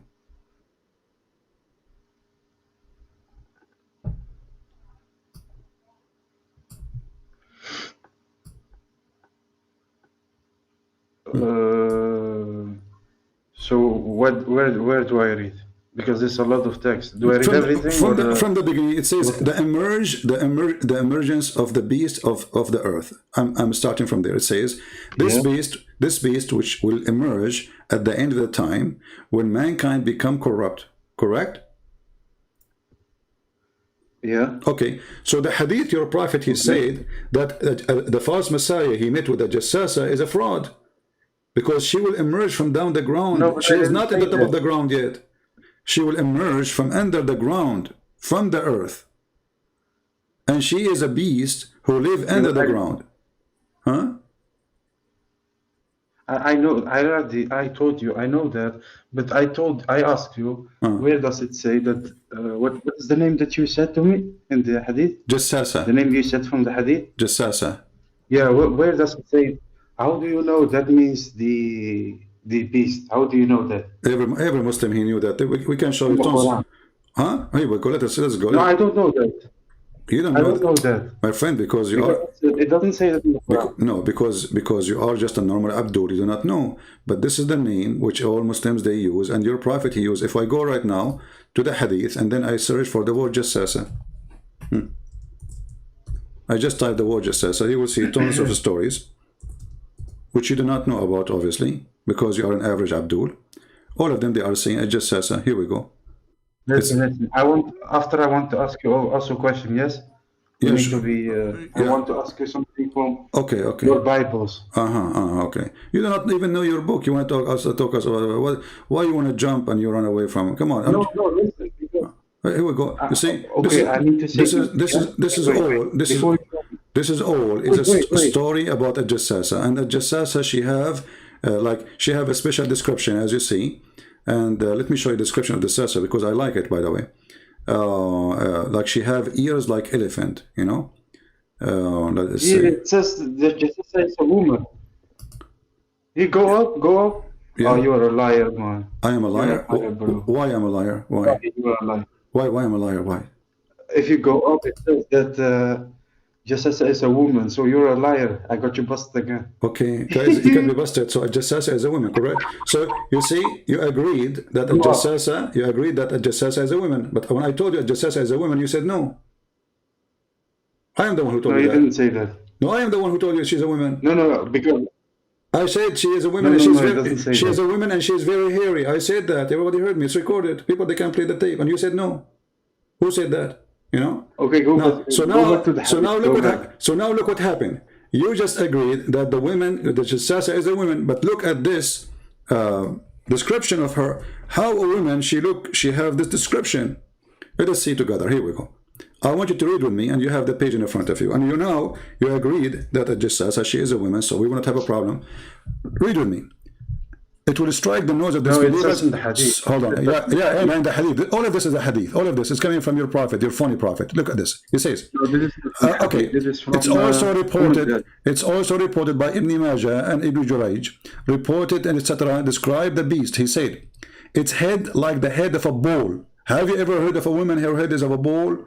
But you're a prophet. He says she's a woman, according to you, correct? No. And its eyes. I like the eyes. Her head is a head of a bull. Her eyes is the eyes of a pig. Her ears are the ears of elephant. And her horns is like the horn of a stag. And her neck like the neck of a ostrich. And its chest like the chest of a lion. And its collar like the collar of a tiger. And her its haunches like the haunches of a cat. And its tail like the tail of a ram. And its legs like the legs of a camel. All of this. You think it's a zoo? All of this, and you said she is a woman. So your prophet is an idiot. How she is a woman, and this is a woman. Hold on. You are the one who said to me she is a woman a second ago. How can this be a woman? This is an animal. You are the one who told me she's a woman, and you told me you forgot what you did. You said she's a woman. I got you busted. You said that. No, this is not. How is this a woman? How? You tell me. You are the one who said to me it's a woman, and I agreed. No. Listen. Now, okay, hold on. Do you see the story here in front of us? Do you think your prophet is telling a real story, or he's a crazy man? Be honest. Do you think really there's a woman? She have horn. No. She have head of a bull. Eyes of. Okay, I'm showing you in the screen. How you call me a liar? Listen. And I gave you the link, Ibn Kathir. I gave you the link. You are reading it with me. And this is your scholar Ibn Kathir. And those are your companions reporting what your prophet said. And then I am the liar. And you said yourself, I got you busted. She's a woman. Everybody heard you. So I am the one who got busted by you, supposedly. And now we discovered that this woman, according to your prophet, she have a head of a bull. She have eyes like eyes of a pig. She have ears like ears of an elephant. No, you don't. This is interpretation. What interpretation? He described. No, read. It says he described the beast, and he said, describe the beast, not interpretation. As Zubayr described the beast and said, what? What you show me now is interpretation from a verse. Exactly. What are you talking about? So why the interpretation saying this? If it is not, it is what it is. Why Zibi? Why the scholar? Why you're scholars and your prophet companion and your prophet? You're talking right now. You want to hold your breath. You're lying. You're a liar, bro. You're a liar. Okay, let me ask you. Is it true that this Sasa is going to have the ring? Is going to have the ring of Solomon and the stick of Moses, and will make all the Muslims white and all non-Muslim black? Is it going to make all Muslims white and all non-Muslim black? Is it true? What do you see in the end? Is it this beast, her duty, Allah, he sent her for a job to do. She will hit you with the in your nose with the ring of Solomon or with the stick of Moses. And if she hit you, either if you are a believer, Allah will, the Jassasa, she will make you white. All Muslims, Jassasa will make them white. All non-Muslims will make them African, because Islam is a racist cult. Do you agree with that or not? Oh my God, bro. You are a liar. Okay. That doesn't say that. Okay, read with me. I am a liar. Okay, get me busted. You have the website. Read with me. It says here. Here we go. Let us read. And it will bring with her. Because you. It will bring with her the staff of Moses and the ring of Suleiman. There will be no believer without making a white spot in his face, which will spread until all his face shining white. Do you see it? As a result. And there will be no disbeliever left without making a black spot in his face, which will spread until the face is a black as a result. And you keep saying to me, you're a liar. He will go in front of you. What kind of God he says such a thing? So you Muslims are racist. You claim that all bad people Allah will make them black, and all good people Allah will make them white. So all the people will go to heaven. This is not. This is what? Listen. No, this is not about skin color. This is because it's about white what? Explain. Okay, I'm listening now. It's not, guys. It's not about skin color. Explain to us. It says that if you are not a Muslim, it's going to hit you, and a black spot will be in your skin first, and then it's going to extend until you became, all of you, we became black. Explain that to me. Go ahead. Listen, I told you already. This white and black in this context is not about skin color. No problem. Tell me about this. What? Because we also. Okay, I'm listening. Go ahead. What? I'm listening. Explain to me. I'm listening. Let me finish. You know what Nur means, right? Nur. I know what Nur. What is Nur? Yeah, Nur. That's like the light. If you're a good believer. Yeah, I have a flashlight. Okay, what about it? Yes, that's what we mean. That's what we mean with in this context, because it says shining white. It doesn't say white. You're a liar again. Not only white, you are shiny, so you're extreme white. You will be extreme white, right? Clever. What? No, it doesn't say that. Well, it's just shining. Okay, what about the black? Like a diamond. Okay, what about the black? What about the black? You see, now you want to hide behind the shiny. Okay, let us see. It says here that it's going to make a black spot in his face, which will spread until his face is black. As a result, there's no shiny here. Can you hide behind shiny now? In the first one, you hide behind shiny. Black is darkness. Huh? There's no shiny here. Here we go. Shiny, there's no shiny. The goat ate the shiny. No. What? Listen. Is it going to make his face black? Does it say shiny black, or it says black? So the Muslim not only will be white, will be shiny white, which means extremely white, but the black will be very black. So your God is a racist, claiming that everyone who is bad, Allah will make him black, and everyone who is good, believe in him, Allah will make him white. Proof in front of you. I told you. And by the way, I don't know. Your name is Ayub, right? Ayub, listen. I am not against this, by the way. I wish Allah will make me black, because finally I will get a girlfriend. It's my dream. I will become a black. Second day, a girlfriend will like me. Right now, nobody like me. Women, they hate me. So now I have, for me, I have no problem if Allah make me black. Being a black is not an insult to me. I would love to be black. I would love to be Asian. I would love to be Filipino. I would love to be Indonesian. I would love to be African. I don't care. A human is a human. We are equal. Nobody is better than anyone. You are bad when you are do bad, when you are ugly when you are doing ugly. So your God is a very filthy God. And those are all fictional stories, from your fiction prophet to your fiction religion. How? Listen. Even if you are black, you don't get a girlfriend. How you get a girlfriend? You're in your basement all day, every day.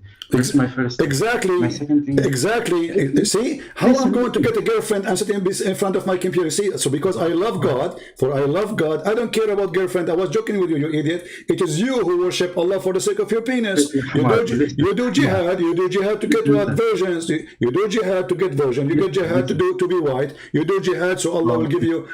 Is it true that your prophet says you will have 70 years orgasm? What kind of religion teach you that if you have sex in heaven? Huh? Listen. I'm going to explain to you. Explain to me what? Here we go. I'm listening. Why Allah will make the person who don't believe? Okay, I'm listening. Why Allah will make the person who don't believe in him a pure black? Go ahead. No, listen. I will explain to you both. See, shining white is what I said before about the nur. That's if you shine. Really? That's so you Muslim, what nur? You will be made of light? No. When he says shiny, shiny white, it means shiny snow. This is what snow is reflecting but it's so white. Okay, listen. It doesn't say that. Okay, okay. When your God, he promised you those little boys in heaven, are they black or white? They are gray. They are gray. Let me finish now. They are gray. Listen. Let me. You are making. What is the problem with you? Or they are. You are making. Pink. Maybe they are pink. You are making fun of Allah now. Okay, that's one. Here we go. It says here they are white. Oh. They are like white, very white, hiding pearls. Answer your question because you don't let me. My friend, chapter 37. Chapter 37. They are white pearls, extreme white pearls. Read it. So this is your Quran, and this is your Islamic translation, funny translation. So they are extremely white, like pearls, like white eggs. Yeah, so what? So pearls have no skin color. What are you talking about? What do you mean they have no skin color? The women, they have no skin color. No, the women, they have a skin color in the heaven. Your prophet, he says, they will be so white to the point they are transparent. Because when a person is extremely white, you can see the blood under his skin. You can see the vein under his skin. So your prophet, because he's your prophet, because he's obsessed. He's obsessed with white color. So what he do? He promised you that. No, you're obsessed with black color. Okay, let us see. I saw what's wrong with the black color. I know black people are beautiful people. I love them. All my neighbors, most of my neighbors are black. They are wonderful. I love them all. I have a woman. She is like 8 years old. I go check on her almost every day. Every day, I go and check on her to see if she needs anything. So listen. Oh, no. Listen. Is it true? Is it true that your prophet, he promised you women, they are so white to the point you can see through the marrow of their bones? I don't know. I know. Why are you asking me this? You don't know? I know, because we are talking about this topic. Here we go. You're a prophet, he said, that I swear by Allah that each one of you will have, etc., a reward. And then he said, they are so beautiful, pure, transparent. The marrow of their bones, of their legs will be seen through. And the bones and the flesh. Okay, so what? Why they are transparent? Why they are not? Why they are not normal black women? Why there's no black women promised for Muslim men in heaven? Why all of them they have to be white? Transparent is not white. Transparent is not white. No, transparent is not white. No, transparent is they are so white to the point you can see through. What? What are you talking about? Okay, I want you. Transparent is not white. Okay, listen. Is that a beautiful image? The woman he is promising you now, to have a transparent woman, you can see the bones. Yeah, of course, it's beautiful. Of course. Okay, let us see how it looks like. Okay, this is very beautiful. Here we go. So this is one of Mr. Ayyub wives, and she is very beautiful. Here we go. You see how beautiful she is. So you are saying to me that your God, he will promise you, a bunch of bones, and according to you, this is very sexy. This is very sexy and this is very beautiful. Oh. Yeah. Okay. Well, I don't know what to say to you, my friend. What? Yeah, this is very beautiful. What's wrong with that? I don't know. Do you see anything wrong? Yeah, I think this is so That's beautiful. Something different there. Look at those positions, brother. Unbelievable. Oh, look at this. Yeah. So the point is that obviously all the stories your prophet he said is a cartoon. Maybe you need to stop. And just says a woman, she have a lot of hair, she have a big eyes, she have a horn, she have elephant ears, she have a chest of a cat, she have a tail of a tiger. Like what the heck is this? So and this is not metaphorical, by the way. Flexible. I can take it if it's a metaphorical. If it is about metaphorical, but your prophet is a thief. He took a story from the book of Revelation about a beast. So you're a prophet. You Muslims are very funny. You steal stories from other books and then you add your own spices to it. So listen. So are you convinced? Be honest with me. That the story about the false Messiah taking a boat and going in a ship is a true story. I explained to you. What's wrong with you? No, you did not. Is it a true story? I want you to tell me. When this guy, he took a boat and he met the beast in the island. This is a true story? Yeah, it's true. Maybe. It is true. What is the proof of this story? Listen, you didn't even show me if it's authentic hadith. You didn't even show me. So what if it's not authentic now? So it's not authentic. But tomorrow is going to be authentic. Just wait until tomorrow. Okay, so that's not true. So it's not authentic? Simple. Okay, here we go. It's authentic then. I just changed it. You said that. No, you said that. I said to you it's not authentic. No, tomorrow I will make it authentic. Tomorrow came so fast. Here we go. It became authentic. It says Sahih al-Albani. And this is that. No. Authentic, not authentic. It's authentic. Read it. It says Sunan Abi Dawood 4326 authentic. Everybody can read it. It says Sahih. Listen. You showed me like You already showed me like 5 hadiths. No, You only showed me one. I showed you this one. No, this one.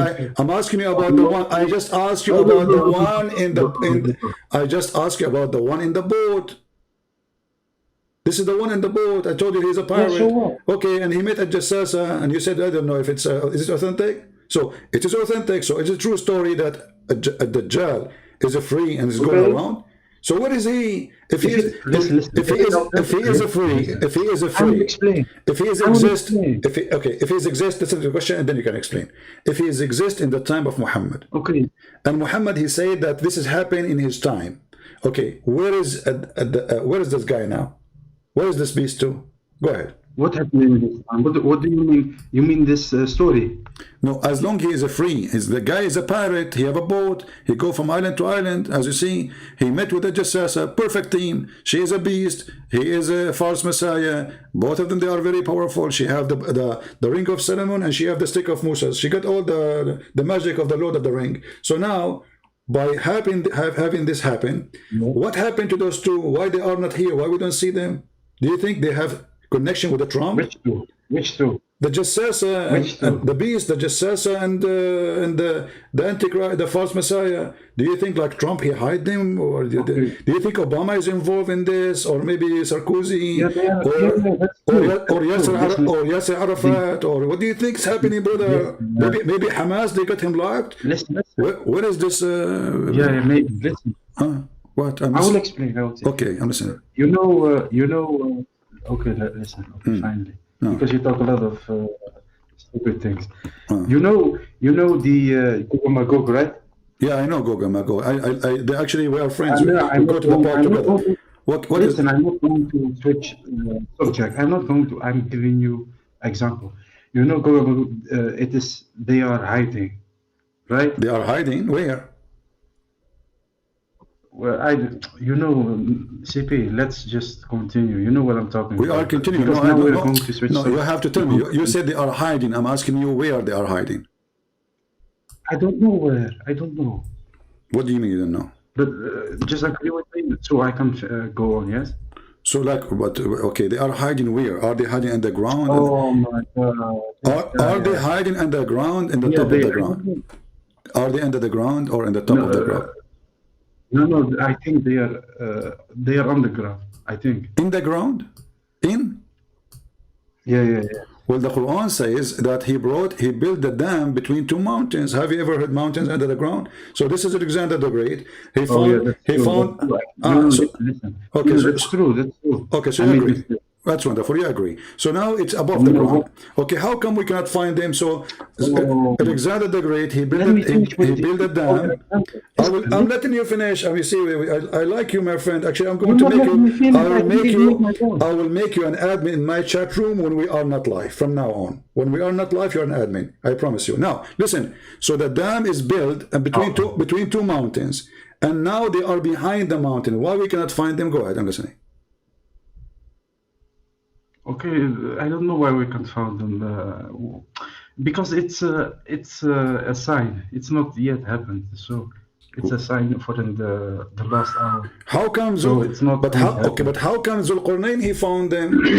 Is Zulqarnain a man, a human like us, or is not? Zulqarnain, he is the one who's talking. You know, Zulqarnain. The guy with the two horns. But he's also but he's not normal. He's also in the Quran. If I don't. Yeah, he's in the Quran. We are showing you the verse. This is the guy who he found where the sun set. He found it set in murky water, which is true. Scientifically proven. I know you're going to say that. No. We will not go there now. So he came to those people. He told them those people are attacking us, and they are like not a human. And now you need to build. You need to build for us a dam. So he built the dam. Okay. So the dam is in the top of the ground. How come we cannot find them? Especially your prophet, he says 1,000 from you. Your prophet says their number is 1,000 from them, 1 from us, which means if we are 7 billions, they have to be 7 trillions. So how come we cannot find them? Maybe they are very small. How you know? So why they are afraid of them if they are so small? Maybe. Who's afraid? Those people, they ask Zulqarnain, the guy with the two horns, please protect us, build the dam between us and them. They are doing mischief, man. And your prophet claimed that all of them, they are scary. They will swarm the earth And not only that, they will attack the earth, and they will attack even the city. They will come to the city of Medina and Mecca, and then they will use their arrow. Correct? But what you were saying, no, listen, let me just, I got a headache because I don't want to scream over you, shout over you. Listen, let me explain to you something. What you're saying about why we can't find it. Also, remember, we switch now to subject because you didn't let me finish, but I will go. The reason why we can't, it doesn't, listen. You are the one who mentioned to me. You are the one who mentioned to me Gog and Magog. I was giving you an example. You are the one who mentioned Gog. Example. Yeah, example. The example is horrible. So you switch. You turn off the light and you say why it's dark. You turn off the light and you say why it's dark. What's wrong with you? Come on, Abdul. So now those Gog and Magog, they are hiding. But you're a prophet. Listen, you're a prophet. In his time, he says. You're a prophet. He said in his time. The wall, the barrier of Gog and Magog has been opened so much.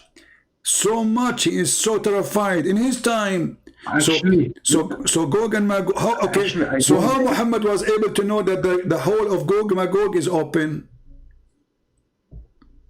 Because he had it from Allah. Okay, are they out or not yet? Okay, listen. Because I remember also a hadith that says. That they are on the ground also. So maybe this is just for a specific time. Yeah, I agree with you. The Quran says, my friend, the Quran says Allah, He created 7 earth, right? Yeah, so what? Okay, so every earth have a level of... No problem with that. Seven earth and 7 heaven. Every earth have a level, no problem with that. Every earth have a level of a creatures, correct? I don't know about that. Maybe. What do you mean? I know that it's a 7 earth, but I don't know. I remember a hadith that says that they are digging up until they are on earth. Okay. Where we are right now. All right. And, so and every time they try to dig up. All right. Listen. Every time they try to dig up, they will say we are close, and then because they didn't say. Inshallah, we will get there. Every time they will not get there. You know the hadith, right? I know for sure. I know the hadith absolutely. You know so you are saying to me now. You are saying to me, if you say inshallah, you can accomplish your mission, correct? No, this is about. No, I'm not saying that. I'm saying in this specific moment.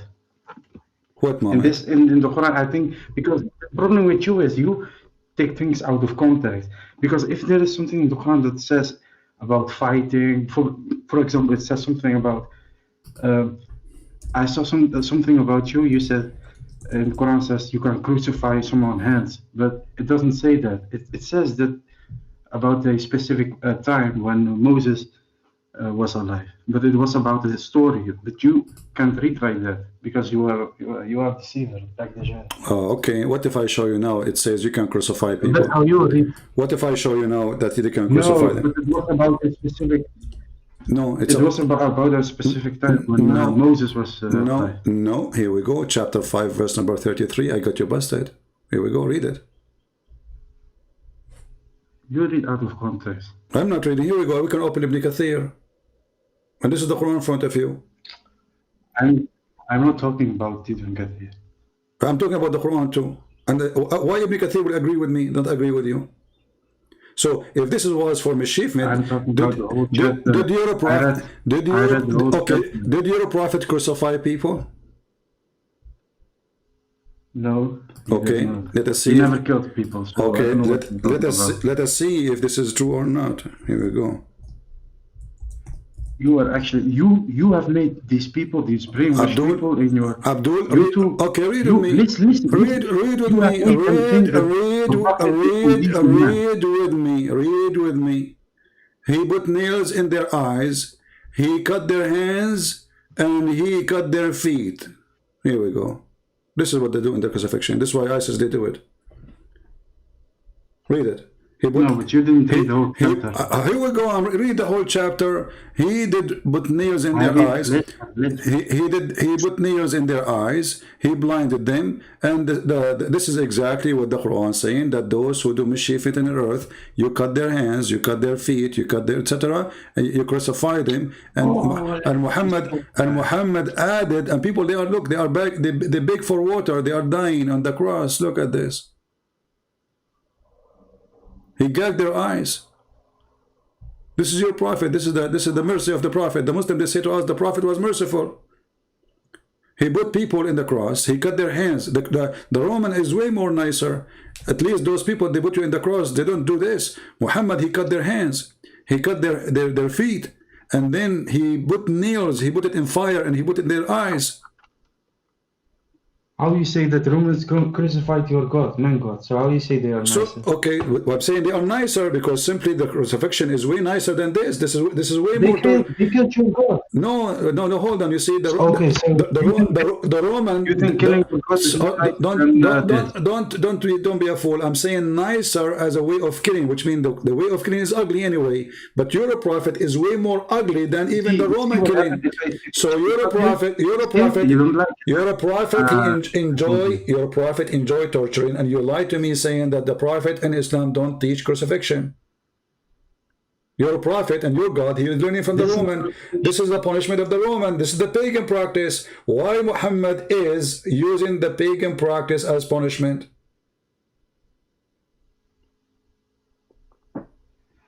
Okay, so you're not going to answer me?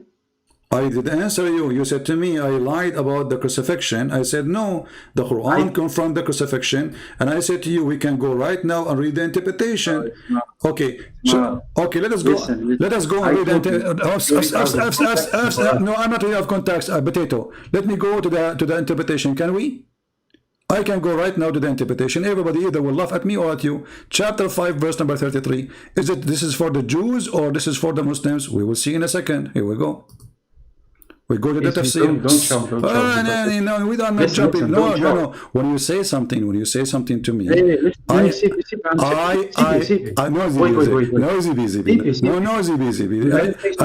have to get you, but I know ZBZB. I have to get you busted. Chapter 5, verse number 33. Chapter 5, verse number 30. Why you don't want to read it? You said you want to get me. You said you want to get me busted.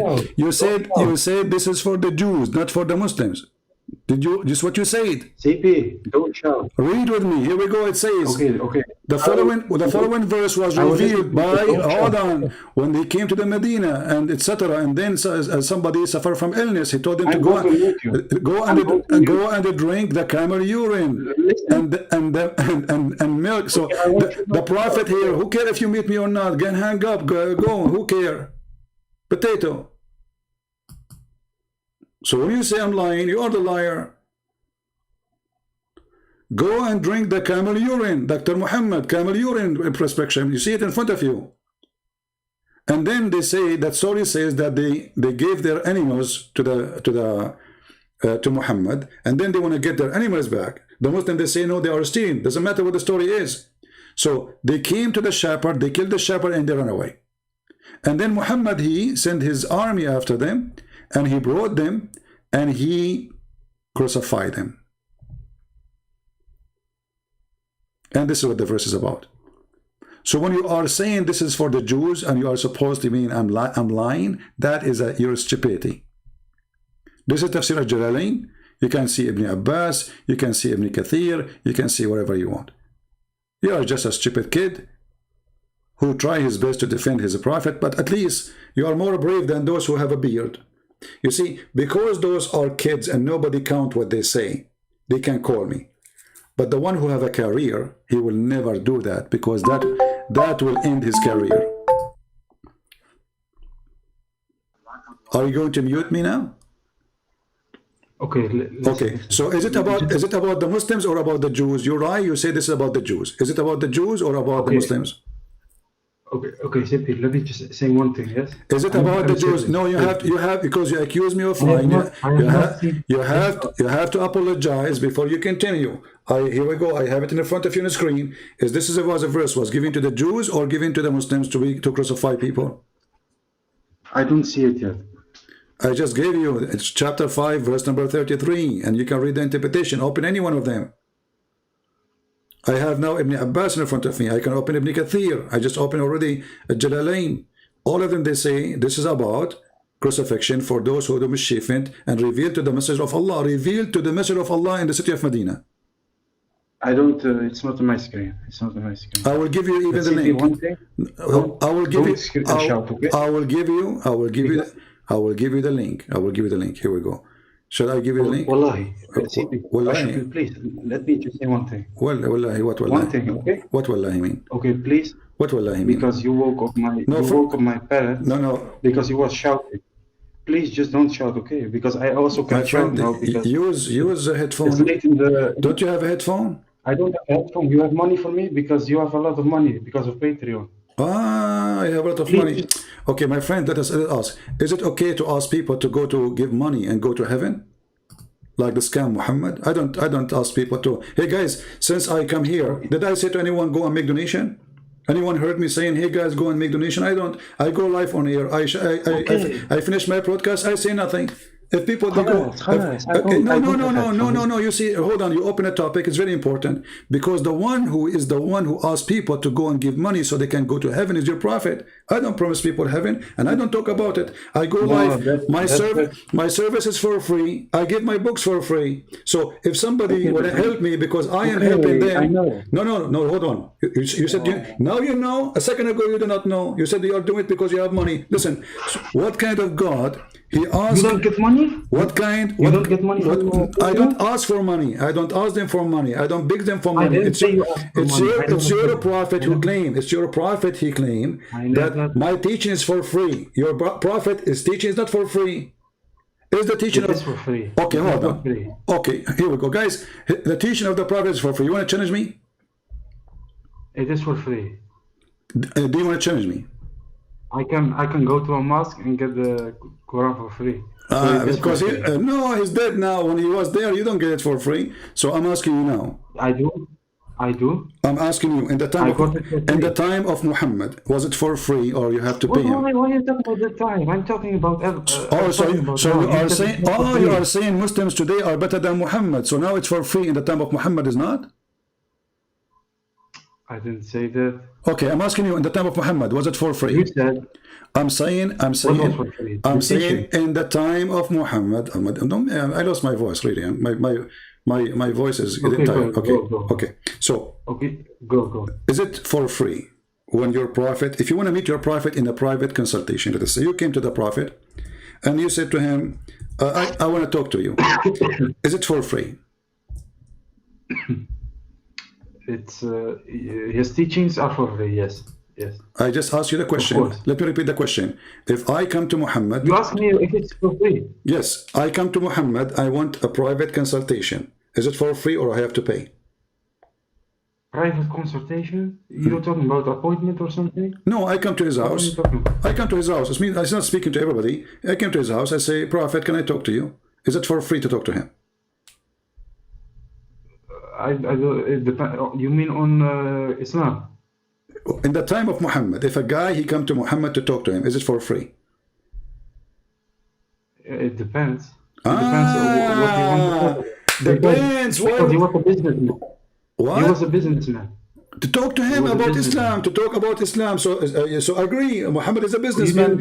Islam is a business. What is his business now? He's working full time as a prophet. What business? So a man when I talk to him,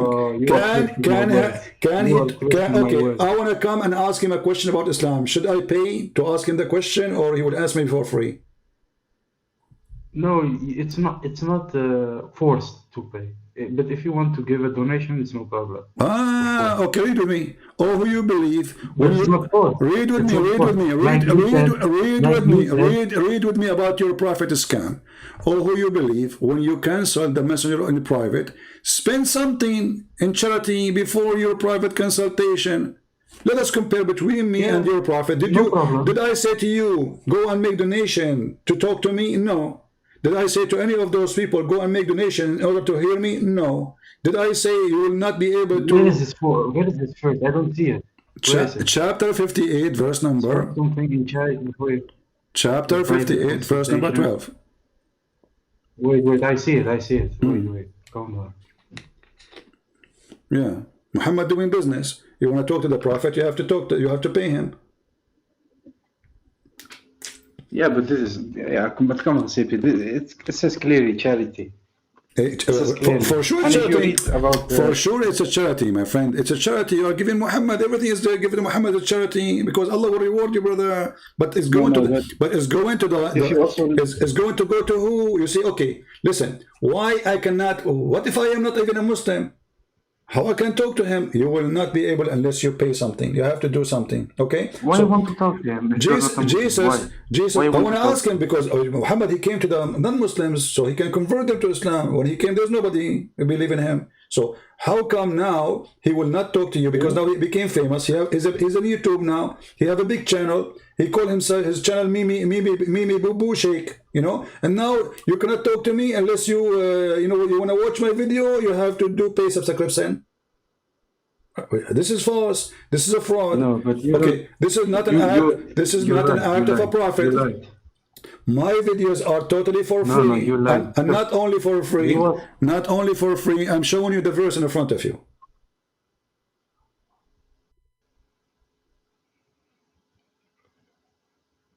Am I? No, but first of all, listen. Okay, hold on. If you with the prophet, if you are with the prophet now, if you are with the prophet and you are attacking Jerusalem with Hamas, and now you attack a house of a Jew, is it true that the prophet will get the big TV? He will do what? He will get the biggest TV in the house. No, of course he's not. You're acting like he's Pablo Escobar or something, that he has people that he robs houses and all that stuff. Well, what are you talking about? Well, this is what the Quran is saying. The best of the It doesn't say that. Okay. It's charity. What charity? Hold on. The best. You know what charity is? If Muhammad he attack, is it true that the best of the booty is going to him? So what? He is the leader. Okay, take care. So I got the answer. So what? He is the leader. So what? He is the leader. He's the leader of the gang. The leader he should be is, if he is serving Allah, it should not be about money. Why I want to get the big TV to my house? They are the one who's dying for me to go and fight. He just at home. Why he get the best of the booty? Brother, the furniture, the expensive furniture to the Prophet, okay? The flip-flap is for you. Isn't it obvious that he is a scam? Right? Anyway, guys, I can't stay longer, really. I hope you have a good time. Did we have a good time? Don't forget to subscribe. And remember, what I do here, what I do is absolutely for free. I beg people to download my videos, to share them, to put them in their channels. If people make a donation, that's because they are helping, because I'm doing my best to help too. I can say all the books I'm giving for free, I'm not going to say it for free and forget about donation, and then I will make a lot of money from it. I have my book translated to many languages. If each one of them, each language of those languages gave me $1,000 a month, that's it, I will live fine. Yet I gave them for free. So don't tell me about donation. And we go live, and we finish live. Like long time ago, we tried to open a TV station because it was very expensive, and we could not make it. We asked people to help, nobody helped, so we canceled. But now we do not need it. We have the internet, is better. Before, there's no live YouTube, there's no etc. You have to do it yourself. So when a Muslim try to frame you, and they are the one who believe in God, if you give him money, he give you paradise. I say to you, whoever say to you, if you donate, you go to paradise, he is a thief, he is a scam. Because in Christianity, you cannot bribe God. God, he count your work, but first he count your intention, your faith. What about? If you give because you want to help, not because you want to go to heaven, then that will count. But if you are trying to buy God, that work only in Islam. This is why the God of Islam, he says, who want to give Allah a mortgage? and Allah will double it for him. That does not work in Christianity.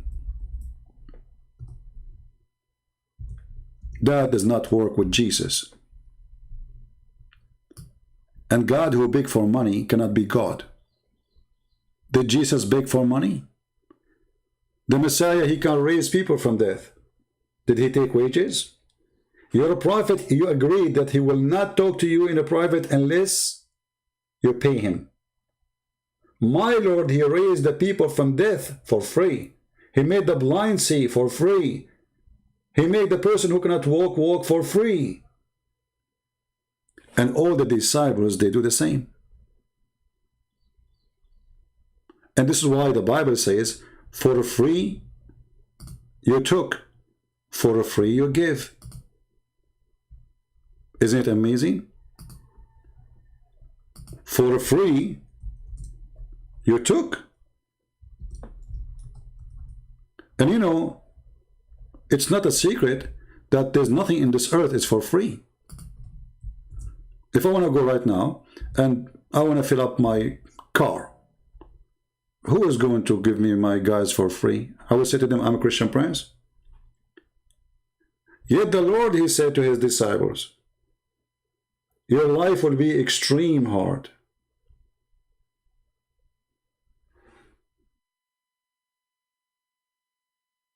And because your life will be extreme hard, you are my disciple.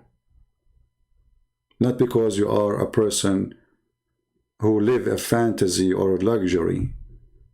He said to them, if you want to follow me, you need to be a servant.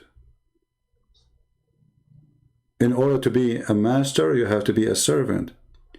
All the fiction stories about Muhammad, how humble he is, we find that it is the opposite. Because if he's humble, he don't care for the best of the booty. And why even he's accepting the booty?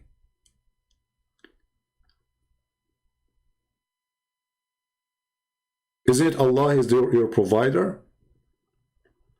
And why Allah he need a mortgage? Can't Allah he order the ground to bring gold and silver? And how there's God, if you give money to him, he will double it to you. In which way? In the heaven, he will give you extra virgins? But isn't it your prophet in the hadith, he said, none of you, he is saved by his own deeds?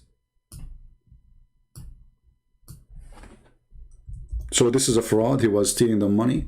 Because if none of my deeds, and this giving money is deed, obviously it's very important deeds in Islam, and none of your deed will help you. The Muslim here, they add the word alone as a fabrication for translation. But the true hadith says, none of those deeds will secure salvation for him. They said to him, even your prophet, he says, even I. So the verse in the Quran about giving money to Muhammad and then Allah will grant you double reward is a fraud, because you just told them that all the deeds will not help you. And I say to the Christians, I say to the Muslims, I say to everybody, anyone, he said to you, if you donate to me, you will go to heaven, you should know immediately that he is a fraud. You should be smarter than this. Anyone claim that he is serving God and yet he will not do the service unless you pay him, he is a fraud. And that including priests. But in Islam we cannot say the same, because all of Islam is based on a fraud. Muhammad himself, the best example, he cannot do anything unless you pay him. But we can say that when it's come to Christianity. For a priest, he will not bury a person, he go to the funeral unless you pay him. He is obviously a scam, not a true servant of God. A true servant of God, he go, and we understand that as priest, he make living from people gifts. He's serving them, right? He's not a farmer. Okay, he came, he prayed in the funeral. People, they give him whatever they can. But he will not say, how much you pay me before the funeral? How much you will pay me before the wedding? Those who do this, they are scam. Stay away from them.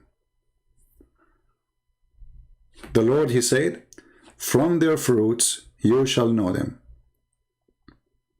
And your fruits is your tongue, before your tongue speak.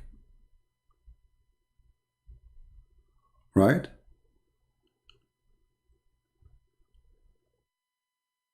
No, it says that. It says قَدِّمُوا نَجْوَاكُمْ. If you want to speak to the prophet before you go. Even it says private consultation.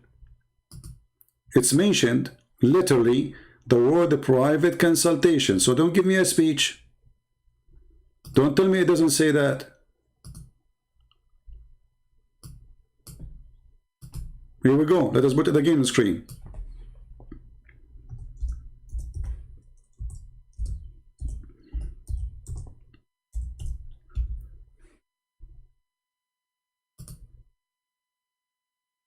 And then Allah will forgive you. Do you see it? He promised you forgiveness if you do that.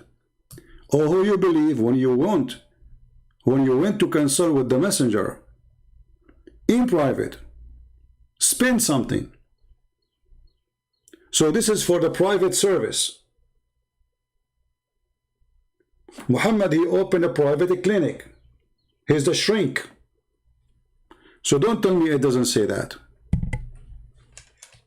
And now I know the Muslim will defend it because obviously Muhammad, he loved money. But this is not the only verse in the Quran that says that Muhammad, he want to take the fifth of every attack. The fifth.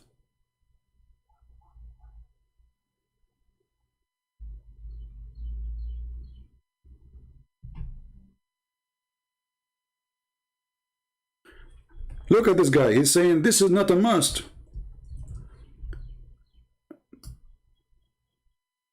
Look guys, look at this answer. Just to show you how desperate they are. He said this is not a must. Right? Yeah. It's not a must, right? Okay.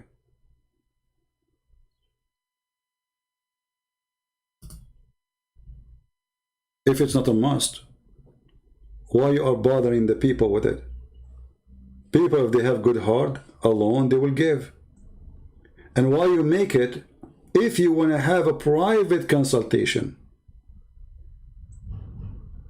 If Muhammad serving everybody, why it is mentioned about the private consultation? What is the connection between private consultation and you give something?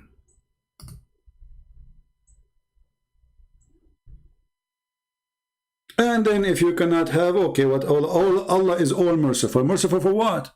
As if they commit sin. And this is not the only verse. You can go right now and search about the best of the booty for Muhammad, including women.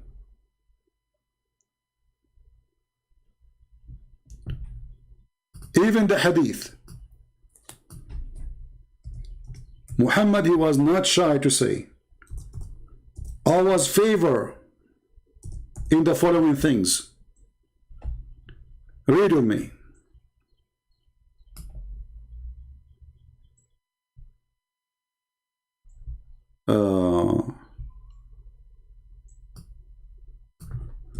Let me try to find the hadith.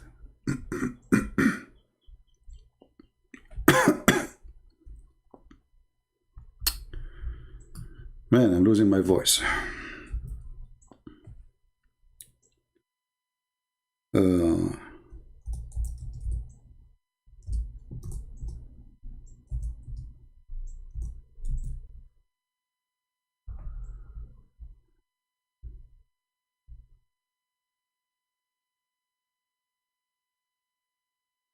He described how he been favored by many things, and he described that the best of the booty is given to him.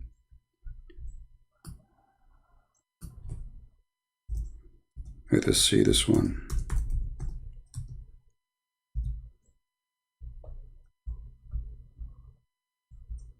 All right. Here we go. But I want the other hadith. where it says he got the best of the booty. Not only he got the booties, so he have in favor to be a terrorist, to install terror in the heart of the disbelievers from a distance of a 1 month journey. He's been in favor to have the booties. See, all of those things, and even all the treasure of the earth, Muhammad should own all the treasure of the earth.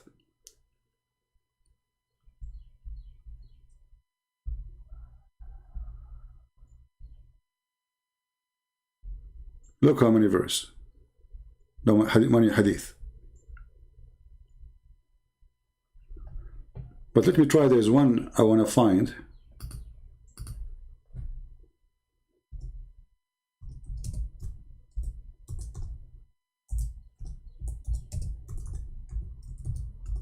While Jesus, he did not take a penny.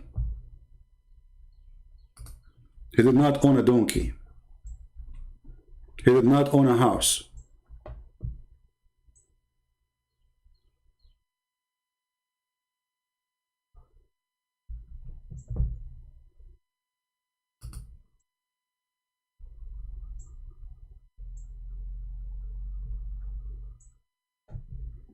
Actually, I have it here in front of me, but this is in an Arab page. I wanted to find it in English.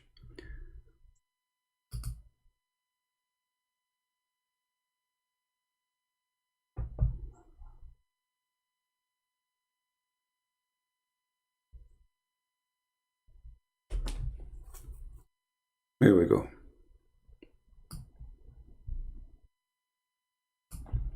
صفي المغنم للرسول, the best of the booty. And they're explaining. A Muslim is asking question, fatwa number 1405, about the Prophet getting the best of the booty. They said, the صفي المغنم, it is what the Prophet he elect of him for his own from the booty. As an example, when he took from the booty Safiya, the best of the booty. And if the Prophet his eyes fall into a woman, her husband must divorce her so the Prophet can have her. And this is the translation.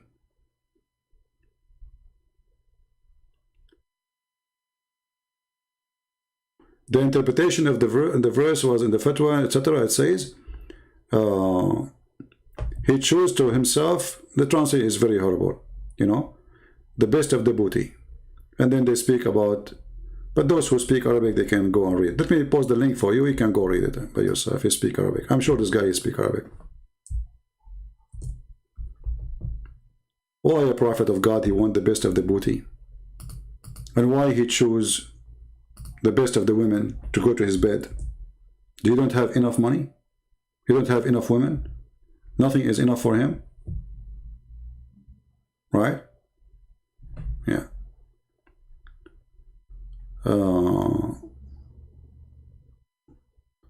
Yeah, you see, he's saying here that in the story of Moses, he go and he took all the booties because they took everything if they have. The Jews, they took everything. The Jews, not only they took everything they have, the Jews, they've been taking all of them.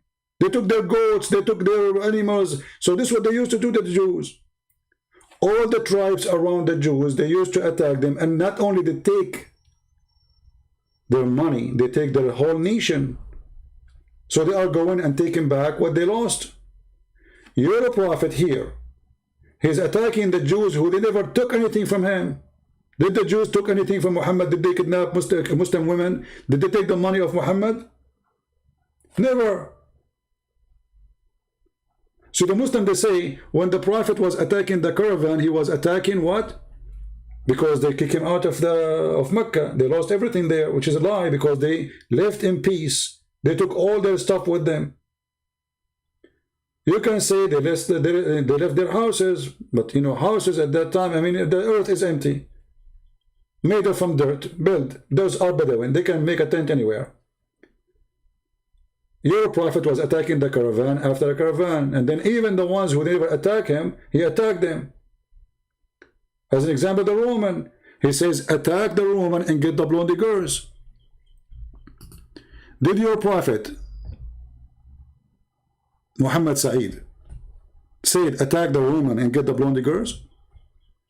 Because I know you are stubborn and you run like a potato from place to place. Your prophet says attack the woman and get the blondie girls. Is that enough of proof that Muhammad is a fraud?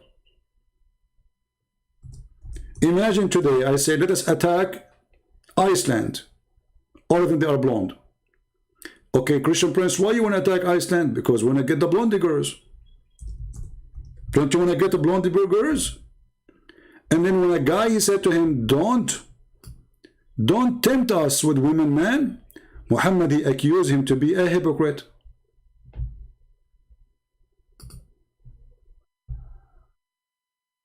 He accused him to be a hypocrite. And he made a verse about him in the Quran. Can you believe it? That the one who refused to go and attack, to steal women from their husbands and their family, and we are going to do it because of what? Because they are blondies. Read with me. اغزوا تبوك تغنموا بنات الأصفر ونساء الروم. Hadith number 16785.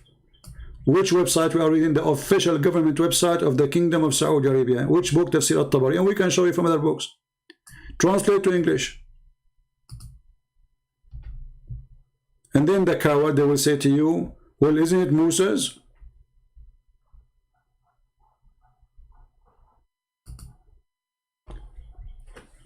And he accused the man who said to him, don't tempt me with women. Invade Tabuk. To conquer and get the yellow daughter. Yellow daughter is translation for the word asfar, which means blonde. This is what the word they use in the old days. Now we don't use it no more. We use shaqrawat. So attack the Roman, attack the Pope. This is what the Roman was there, proving that the Arabian Peninsula end with Tabuk. And the Roman never invade that area after, that's it. They never come to Mecca. The Roman never attacked Mecca because it was empty. There's nothing there anyway. So conquer the Tabuk so you can get the yellow daughter and the women of the Roman. This person, he said to him, oh, excuse me, don't tempt us by women, you filthy. And then Muhammad, he made a verse about him saying, oh, he is the filthy, he is the hypocrite.